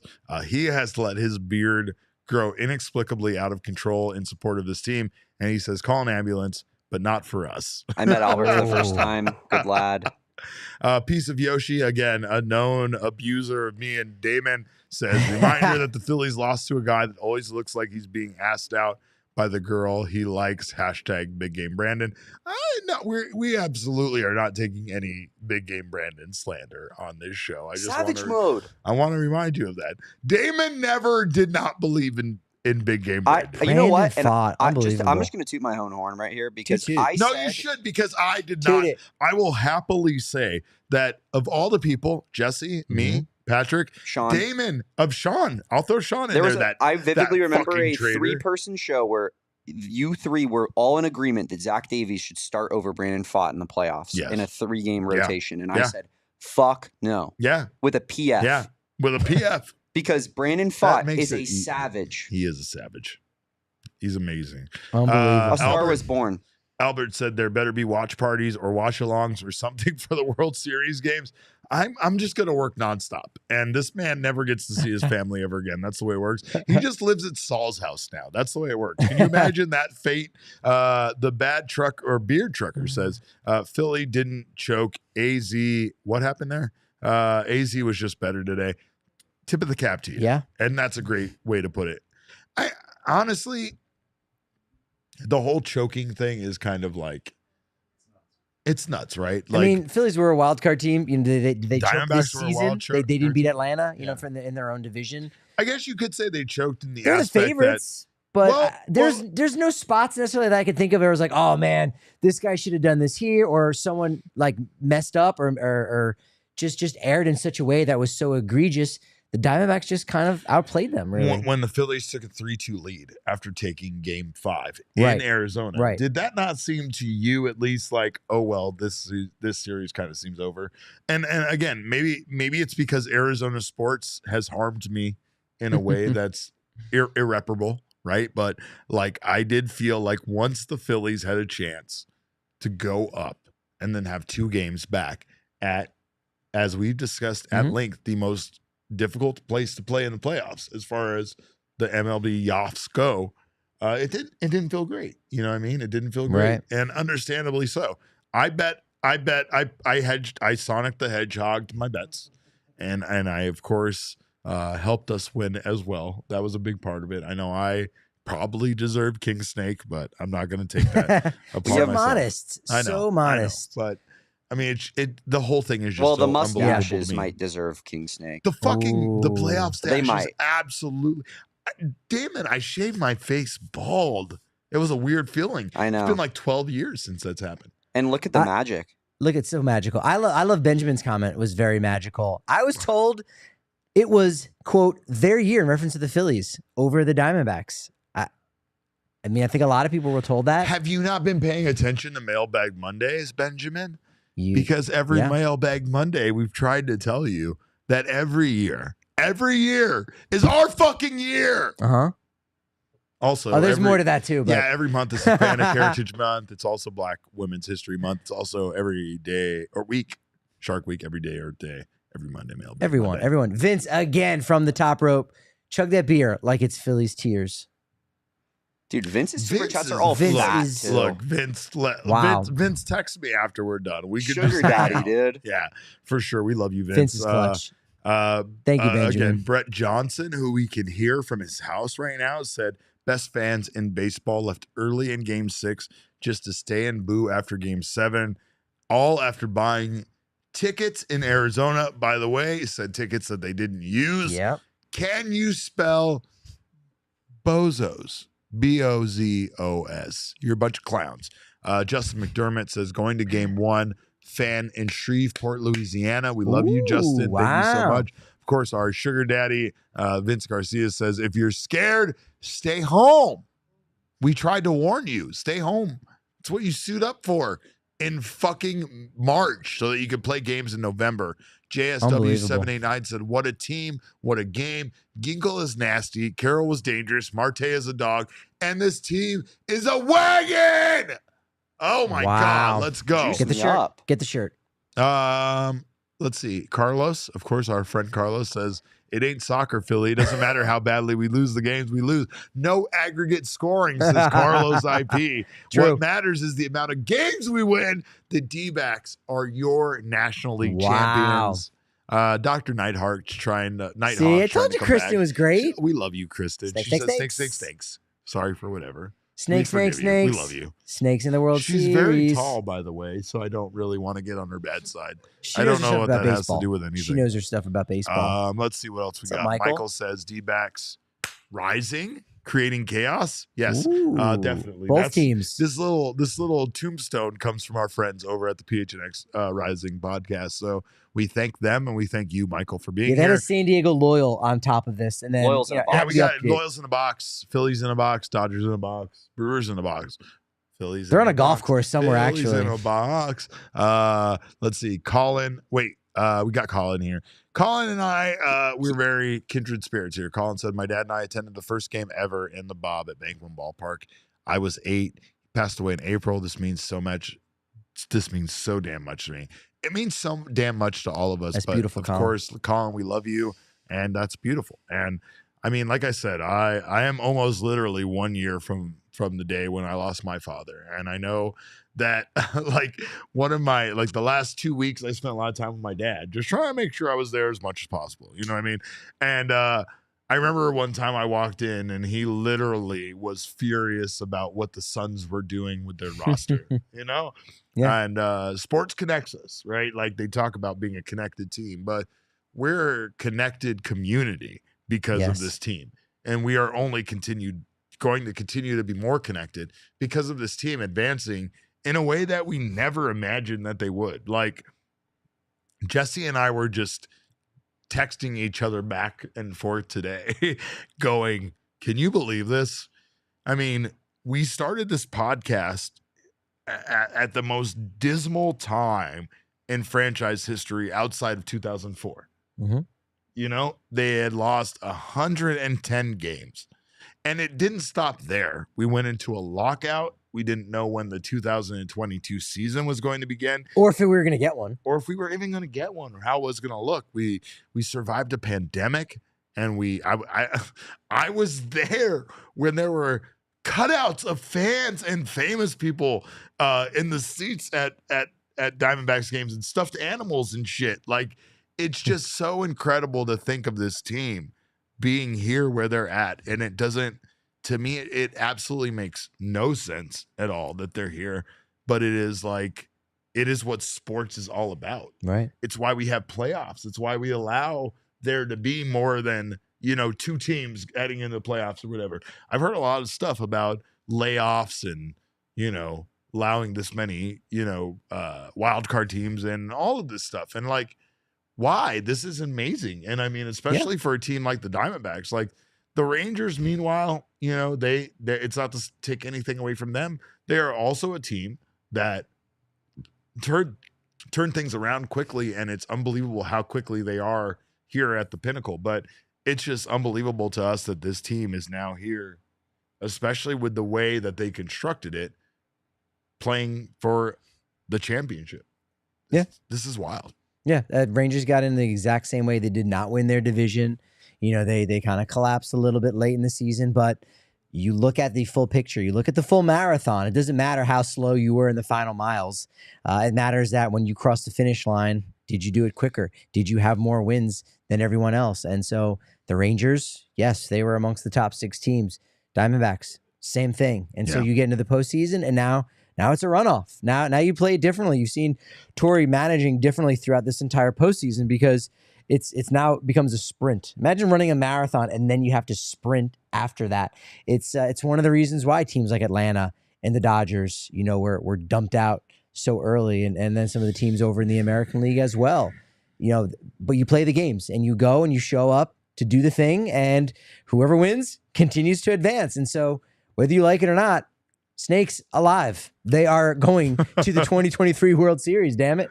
It's fucking wild. Like, baseball is that game, right? And I mean, all sports is wonderful like this, but other sports tend to trend in the right direction where during the course of their season, you know, the elite teams separate themselves from the rest.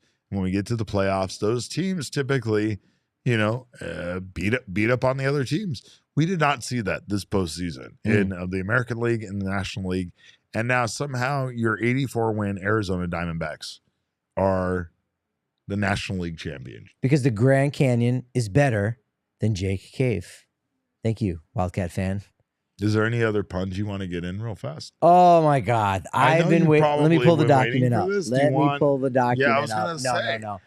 Honestly, I'm in such a good mood tonight that I would fucking absolutely let you just go off on dad joke after dad joke. No, open face smile. Yeah, I stopped with the pun. If I find out, I'd sit under the camera, and let him do some fucking open mic work.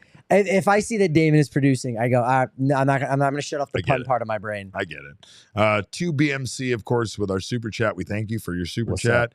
Our guy, Brett Johnson, of course, is yelling from his house, said Phillies fans left early, game 6. Huss to stay and boo game 7 and claim to be the best fans. LMAO bozos. Yeah, I mean, honestly, you're gonna stick around and boo your team after the season they had. Like the Diamondbacks weren't supposed to be here. The Phillies weren't supposed to be here, right? This was supposed to be the Dodgers versus the fucking Braves, right? And neither of those teams made it here. Instead, it's us. Who? So, no, don't. I mean, you can. I'm going to let you. But I'm going to say Phillies fans should hold their heads high, just like I would have fucking said this about Diamondbacks fans tonight. I would have said you should hold your head high. Your team did not belong to be here, but they were here. They were playing in a game 7, and they were one win away from the World Series. And win or lose, this Diamondbacks team absolutely deserved to be proud of themselves for what they've accomplished this year in a year when they had no business. No business, according to the so-called experts, according to people that weren't on the PHNX Diamondbacks podcast that they had no business being this far in the playoffs. Meanwhile, we've been talking about what the route for the fucking championship parade would look like since September. I'm just saying, that's a fact. Well, you know what? But here's the thing: is that Diamondbacks fans are definitely having the best October because it wasn't as expected, so they're really able to enjoy it. There is something about fans or a fan experience when you expect your team to win the World Series, and when they don't win the World Series, it's like a disappointment. Like that's kind of hard. Like in a way that can be hard. Maybe it's a little unfair for fans to do that and have like those expectations. You're almost setting yourself up for failure because odds are 9 times out of 10, if not 99 times out of 100, your team's not going to win it. So you have to be able to find that joy in there somewhere. So in a way, maybe I feel bad for those Phillies fans that are, that fair weather, perhaps. You should be proud of your team. I don't give a shit. I don't care. It made a lot of huge memories. Do we have a video of Torey that's entirely too close to his face? Because that's what I feel like I need to see right now. We do, and it's on Mad Dog Russo. Let's fucking go. You're done, Russo.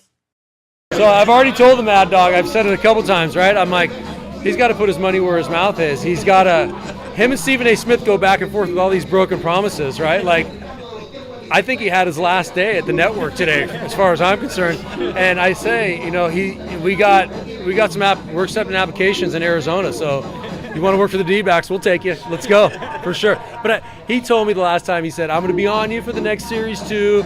Just make sure you give it back to me. And I humbly accepted that. I don't like to do that, but I'm having fun with it now, Mad Dog. You know I love you. We're going to go buy you a fucking cake for your retirement, Mad Dog, because your career is a wrap.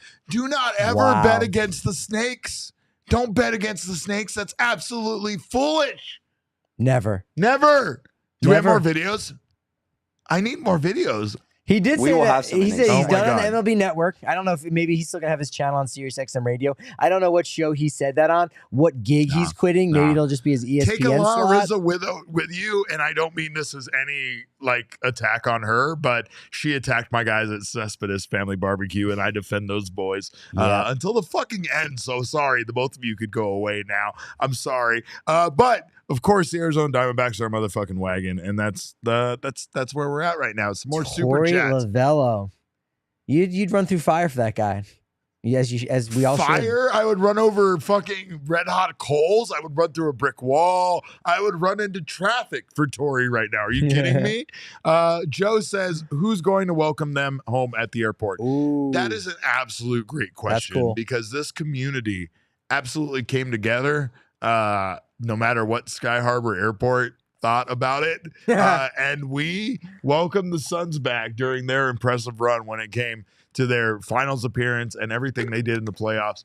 This Arizona Diamondbacks team deserves the absolute welcome of champions, kings, and anything else you could describe when it comes to gentlemen landing in a plane. But there is a shirtless video of Evan Longoria from the clubhouse. It might cause me to get shirtless. I have no way of telling you for sure. But Damon, can we take a look at what Evan has to say about this Diamondbacks improbable World Series run?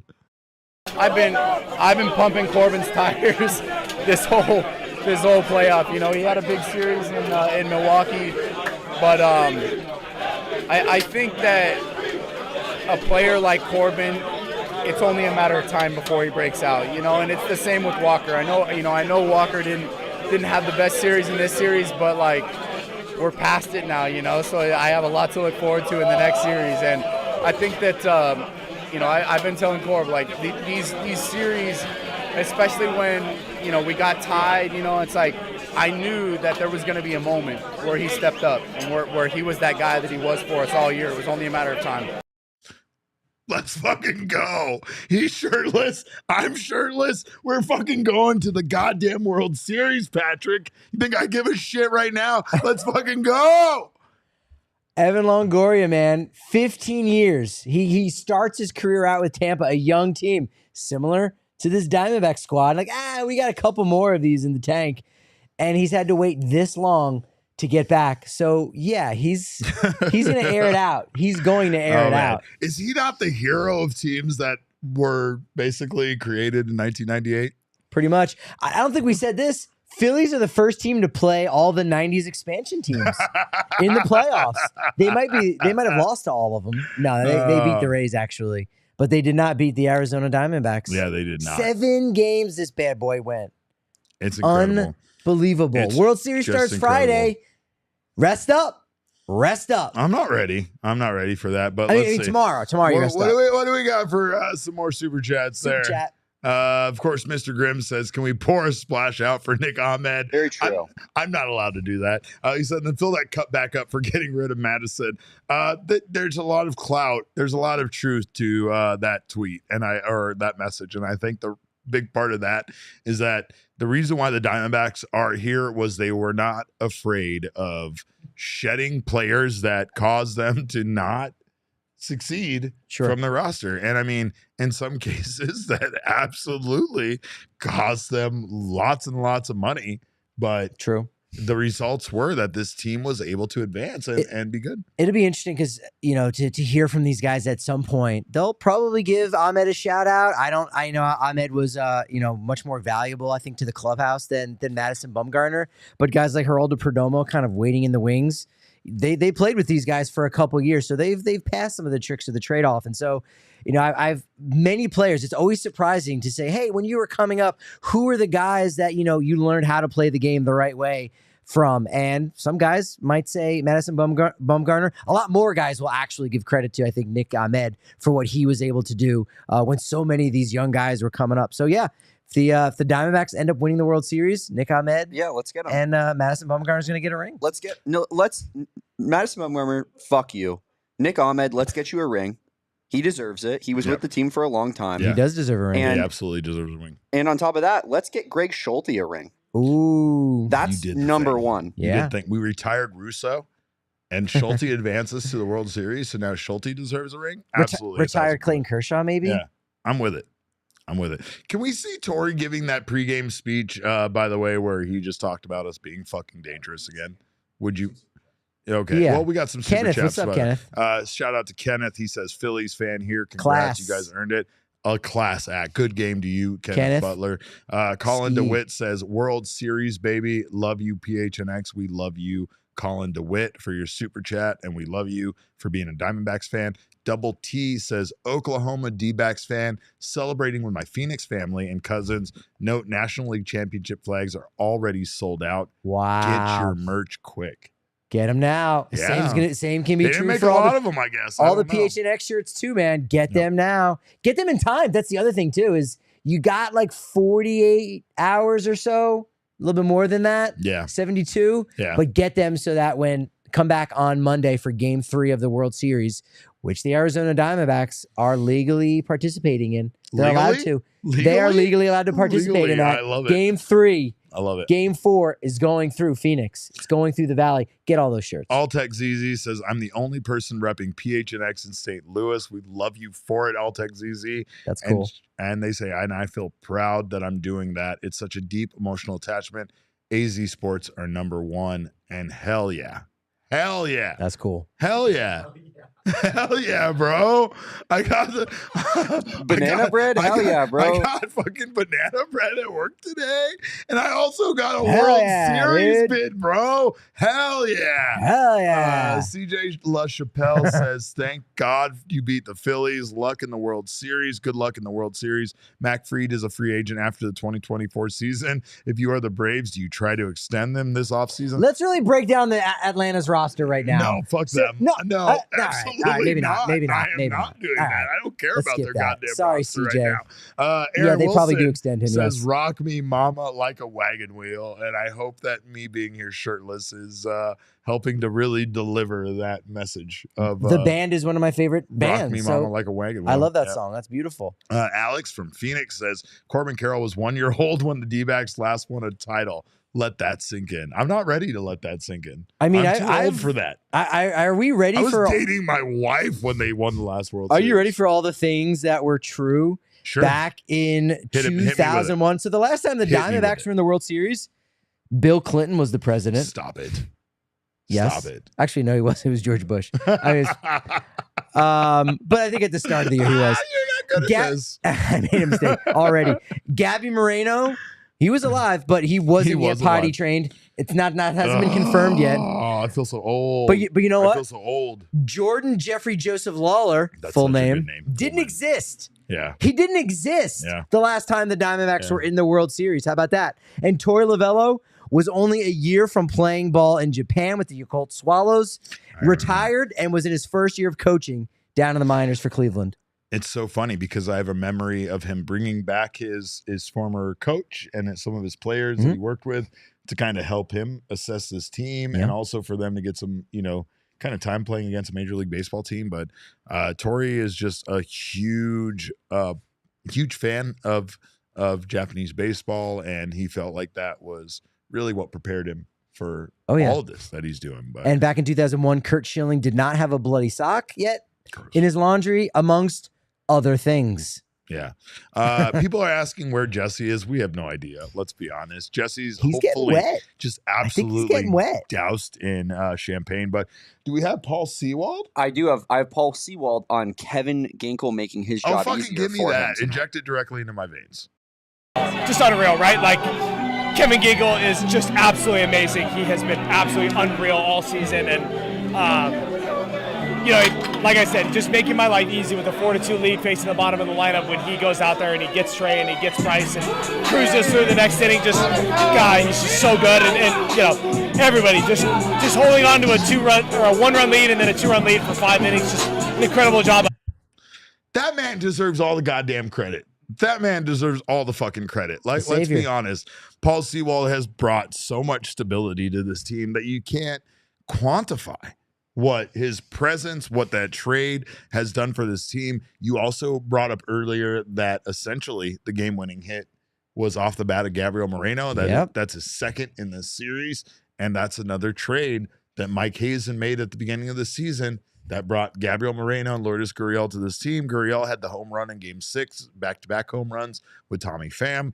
Like, there's got to be a point where we start giving Mike Hazen all of the flowers for assembling this team in the fashion that he has. And it's one of the reasons why, as soon as the, Boston, had a vacancy in their front office, like, maybe they can get him back. They fucking absolutely went after him. You can't do that. You can't always, these small market teams, you can't always poach those guys, especially because they're home. Like Mike Hazen, this is now his home, and Boston was his former home. He's not going back. He's built something here. He doesn't want to go build something again. Maybe it'll be easier for him to build something again with all of that money and clout with the Red Sox organization. But he's got some clout right now. He's got a team in the World Series with a group of 23-year-olds. The window of contention is just opened. It is very wide. It is wide open. This team is going to be doing some big things. I mean, not in the future, sure. The future is the next week.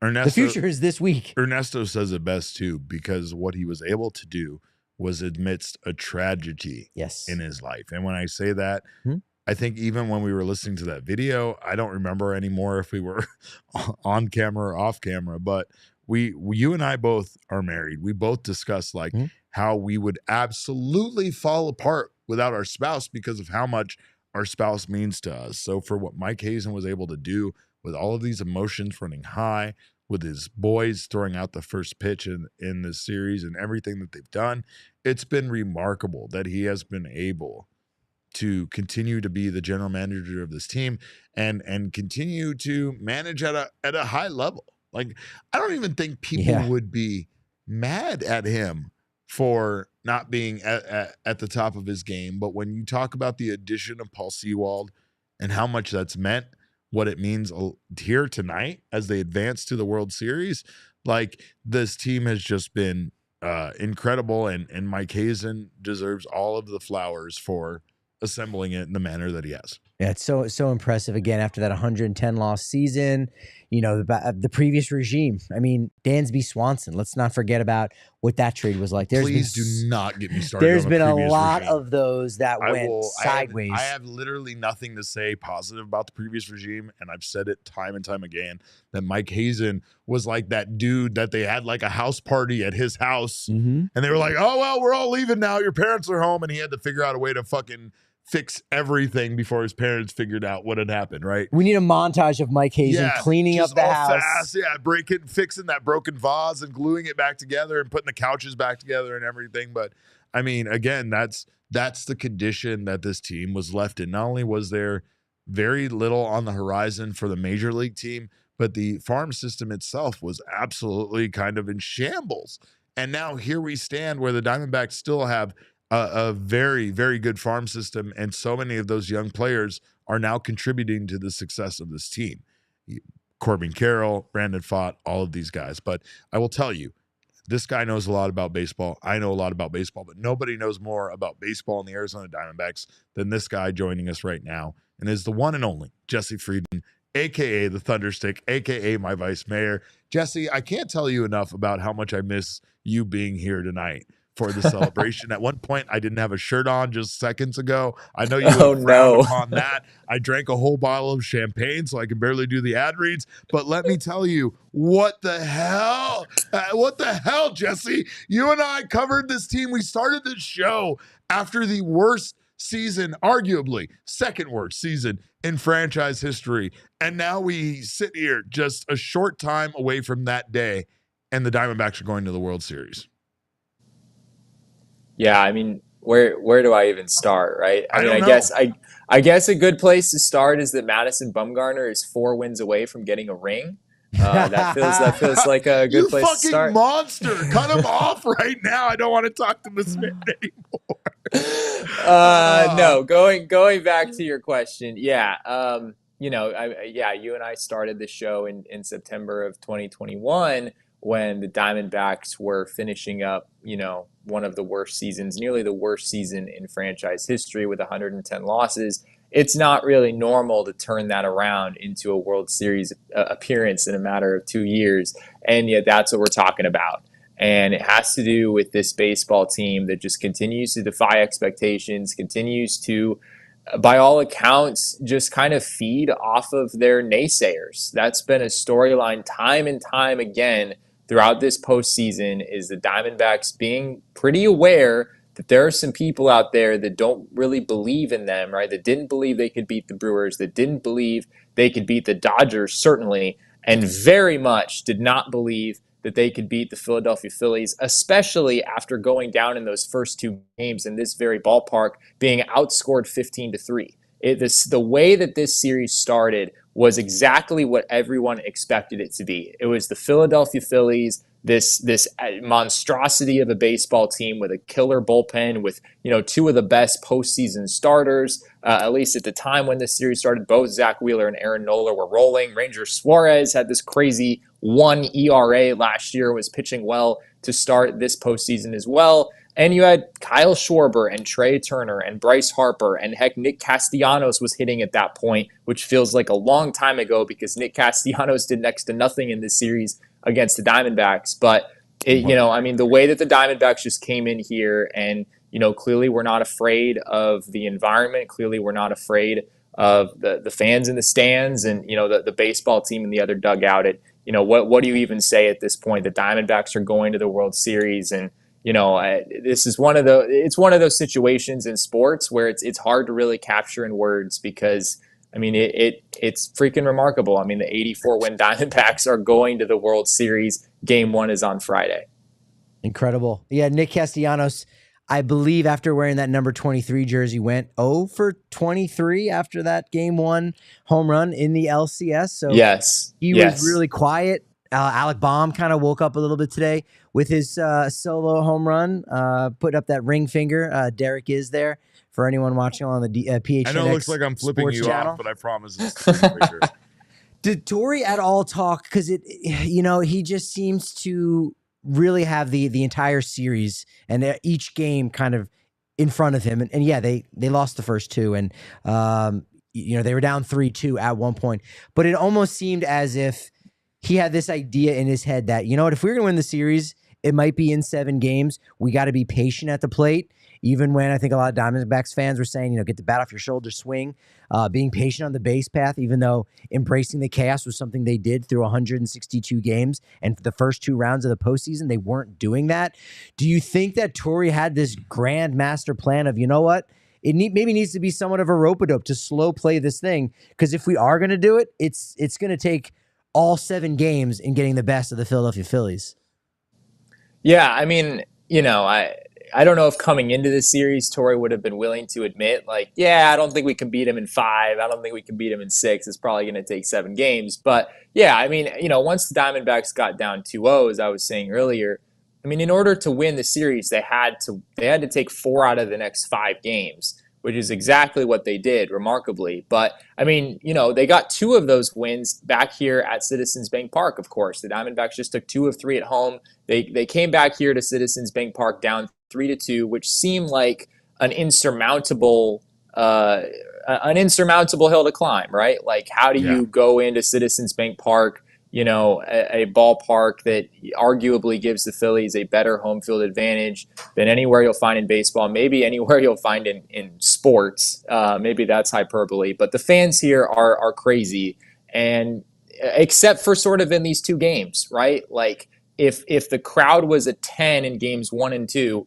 which I think it could accurately be described that way, it was maybe like a 5 yesterday and like a 6-7 today, something along those lines. It was a completely different feel. Even though the Phillies bounced back in this game after the Diamondbacks took that early lead, they tied the game, they had a lead in this game, the Diamondbacks really kept them at bay. And I think that might have been the most important moment in this game, was when Brandon Pfaadt is on the mound in the 4th inning, and things are not going great, right? The Phillies have got a couple runs on the board. They've taken a 2-1 lead.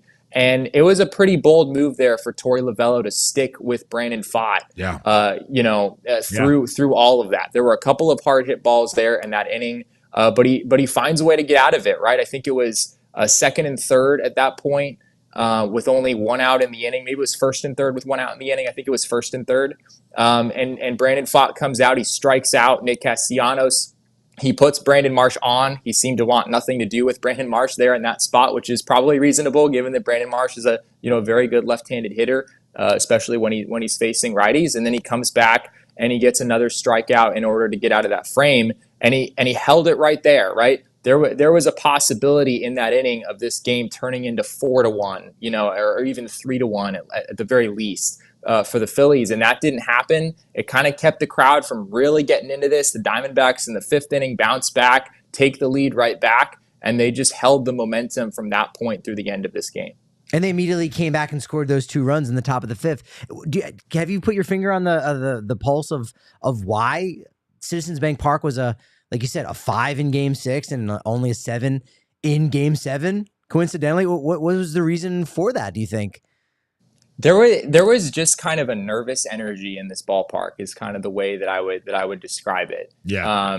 It was, in the 9th inning, it kind of felt like fans got back into it a little bit because they were like, heck, this might be the end of our season, right? Sure. Like, we don't like what's happening on the field right now, but we've got, 3 shots against Paul Sewald and our season is over. We better sort of give it everything we got here in the 9th inning. And it was certainly louder, but, Paul Sewald pitches a clean 1-2-3 inning. Kevin Ginkel was dominant in the 8th inning, got a couple outs in the 7th as well. That back-end duo continues to be extraordinarily good for the Diamondbacks. And yeah, I mean, it was just sort of nervous energy. It was just, they weren't, on their feet every time a hitter got to 2 strikes. Just a very different feel the last couple nights here at Citizens Bank.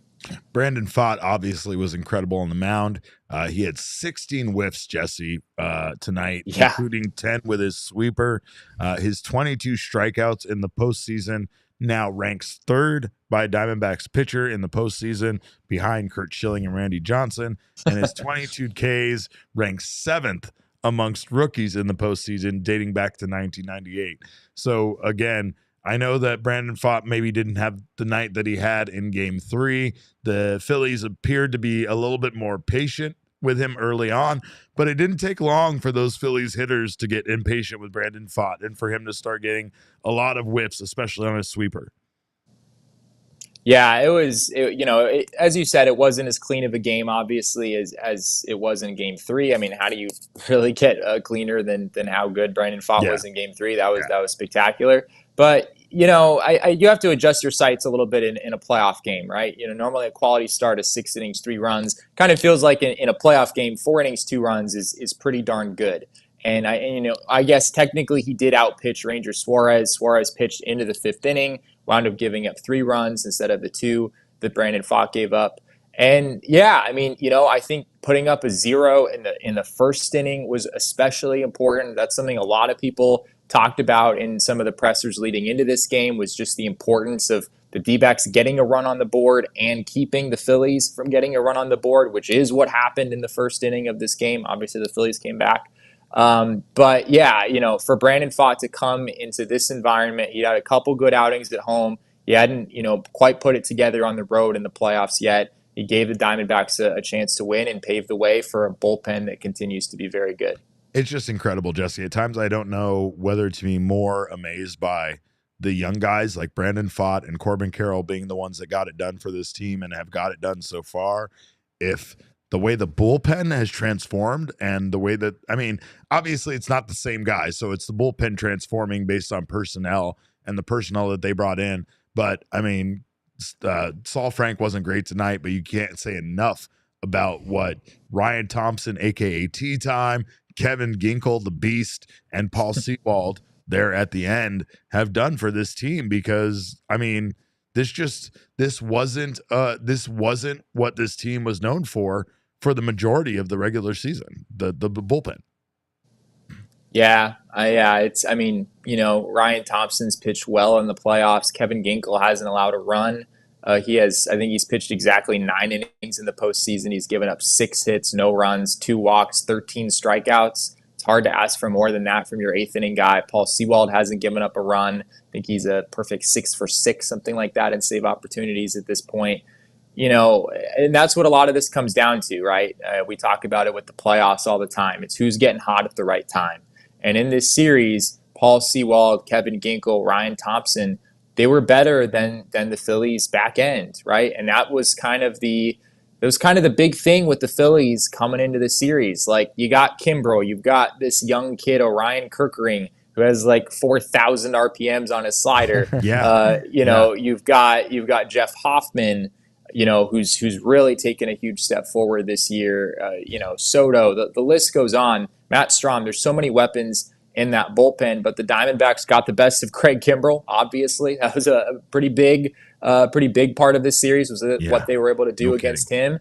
And even today, you saw the D-backs get to Jose Alvarado. I think was kind of viewed as being this sort of invincible lefty that no one can hit, and the Diamondbacks were able to get to him. Well, the Diamondbacks continue to accumulate wins. Damon, can we send little Ketel Marte up the mountain while we're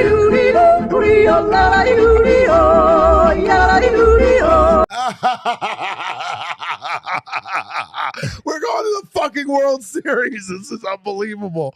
Jesse, I know, first of all, I know you don't approve of my cursing. That's what we have the cursing jar for. But final thoughts? What?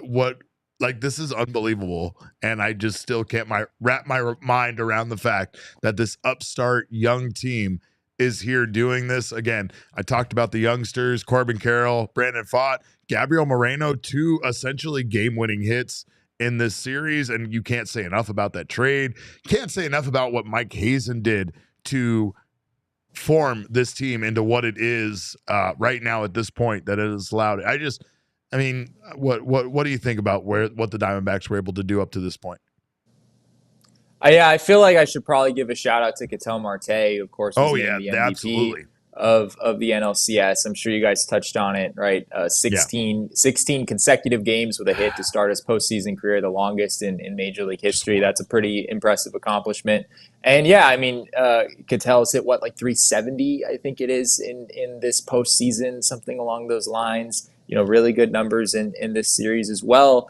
And he's a guy that I think a lot of people might not know about, right? Ketel Marte, he wasn't an all-star this year, arguably should have been. Not a guy that people are all that familiar with. He had a down season last year, but he really did carry the Diamondbacks offense. And then, of course, Corbin Carroll and Gabriel Moreno, wreaking havoc in this game as well. Carroll having 3 hits in this game, a sacrifice fly, scoring a couple runs, driving in a run, stealing multiple bases. it was sort of a typical Corbin Carroll game. And that's something we haven't really seen in that series. He really got back to that in this game today. And, as you said, Gabby Moreno in that 3-hole just continues to be really good for the Diamondbacks. I mean, the D-backs, this catcher who was hitting 8th at the start of the year, sort of crept toward the top of the lineup a little bit as the season progressed, moved to the 5 spot at the beginning of the playoffs. Now he's up to the 3 spot. He's just continued to rise to the occasion and for everything that Torey Lovullo has asked of him. He's pretty darn good defensively too. I mean, he's obviously a very, very special player at the age of 23. And, for him and Corbin, yeah, of course, that's the comp that everyone wants to make. And, I can certainly understand where you could make a case that Gabby Moreno is a better hitter today than, Yadier Molina was, at least throughout the vast majority of his career. So injected in my veins. Yeah. Injected in my veins. Jesse, we're sending you to Texas.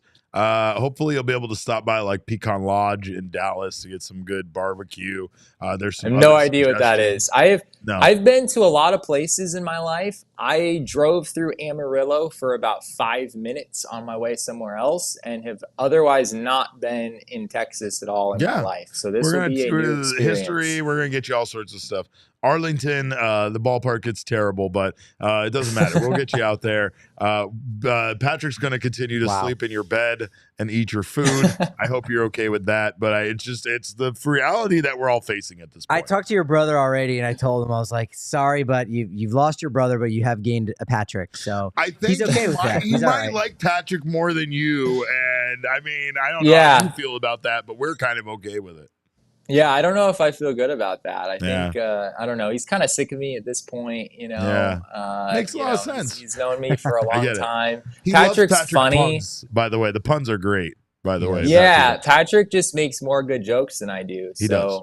He does. I don't know how that's going to end for me. But yeah, Patrick, if you were hoping to get if you were hoping to get back to Denver anytime soon, Patrick, I hope your family doesn't mind living in Arizona. I'm going back, but I'm coming back as well. My daughter texted me tonight to ask if I was going to still be able to take her trick-or-treating on Halloween. She's 12, and it's that time that she learns that ain't happening no more. So you're on your own, kid, because I got to cover a World Series. But Jesse, you're also on your own. Get your shit together and get down to Texas. We need you reporting from there. We love you, and we can't wait to officially see you reporting from the World Series. What? What? Jesse, I don't know about you guys. When I made the trip to Milwaukee when this whole thing started, I wasn't expecting to sleep in my own bed for more than 2 consecutive nights for a month. So I know I was fully prepared. I don't know where you guys were at. I appreciate that. I appreciate that preparation. Baxter apparently is in the chat. I know that's not the real Baxter, but Jesse, we'll talk to you very shortly. Wherever you're at. I don't know when the hell they're sending you or how you're getting there. I have no promises if you're even gonna make it safely, but make sure you drink plenty of water. That's a big thing that I'm so fucking the cool thing is that Jesse has so many Greyhound points now that is actually absurd. His ride to Arlington is actually free. The bus, is that the right? bus driver is gonna be like, Jesse, I get it. All right, buddy, we'll see you soon. All right, see you guys.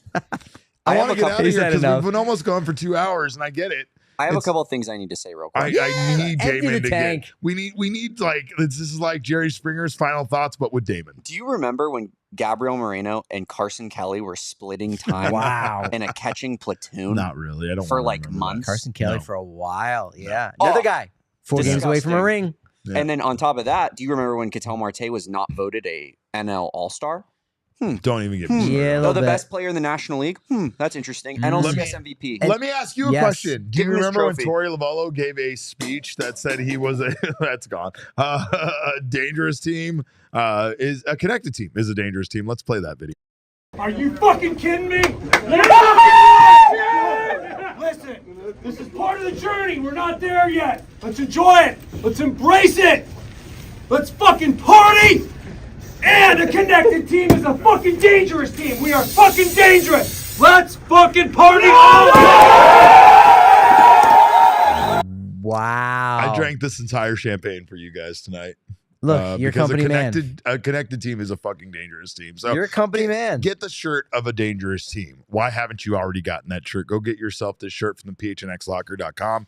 Of course, if you are a diehard member, you get 20% off all future purchases. If you are not a diehard member, sign up today and you will get that shirt for absolutely free. Or whatever shirt you want from our playoff season roster here. You can get any shirt from the PHNXlocker.com. You also get 20% off all future purchases. You get access to our members-only Discord lounge, which is the best place to be an Arizona sports fan. You get Jesse's newsletter. You get access to discounts from our partners, including a $50 gift certificate from Mountain Mike's Pizza. You also get access to all of our wonderful discounts. You get free members-only merchandise and invites to events and discounts on events and so much more. Diehards Only Discord is one of my favorite. Hey, I want to clean up the notes a little bit. So yes, Ketel Marte, NLCS MVP, 387, 12 for 31.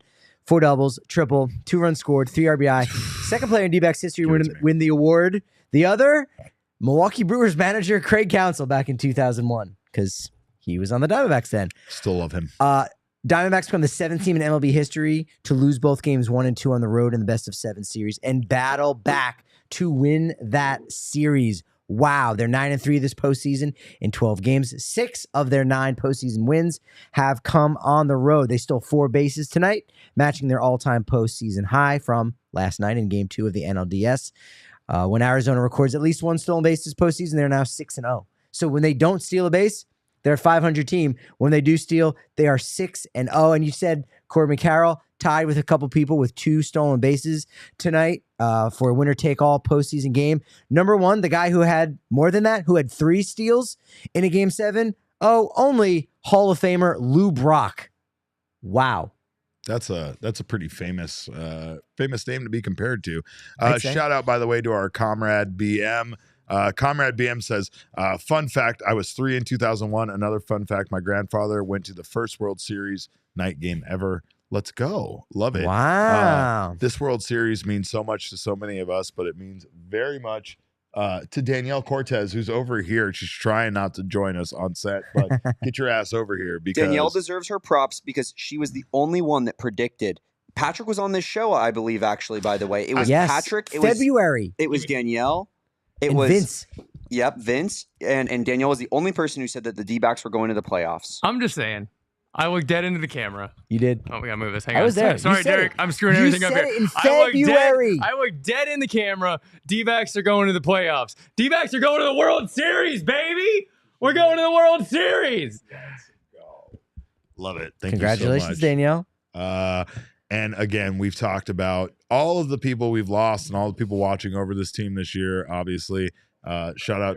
I'm gonna make you cry again. I'm gonna cry again. Derek's cried like 3 times. I've cried like 3 times on this show tonight. He's popped his top off a couple times already as well. I was shirtless earlier. This show has completely gone off the rails. Can we get some more super chats up there? I want to get out to all of those. Thank you to Jeff. He says, in typical AZ fashion, every mainstream media outlet counts us out, and we show out. Need to bust out the purple and teal for the World Series. Ooh. Fuck yeah, Jeff. I love that idea. Zach Gallen loves that too. Iron Lung says, Phillies fans are trash for bumping their gums with not much to show for it. Rooting for the Snakes now, and I got to say thank you guys. Go Braves. That is a Braves fan, and I get it. You guys have a whole other thing going on. I will say Phillies fans did keep a lot of trash upon us, but also respectful, and I appreciated them for that. And good game to the Phillies fans.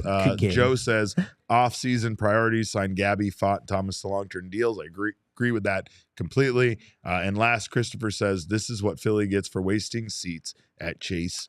Go home sad and cry into a cheesesteak. And I can't disagree with that.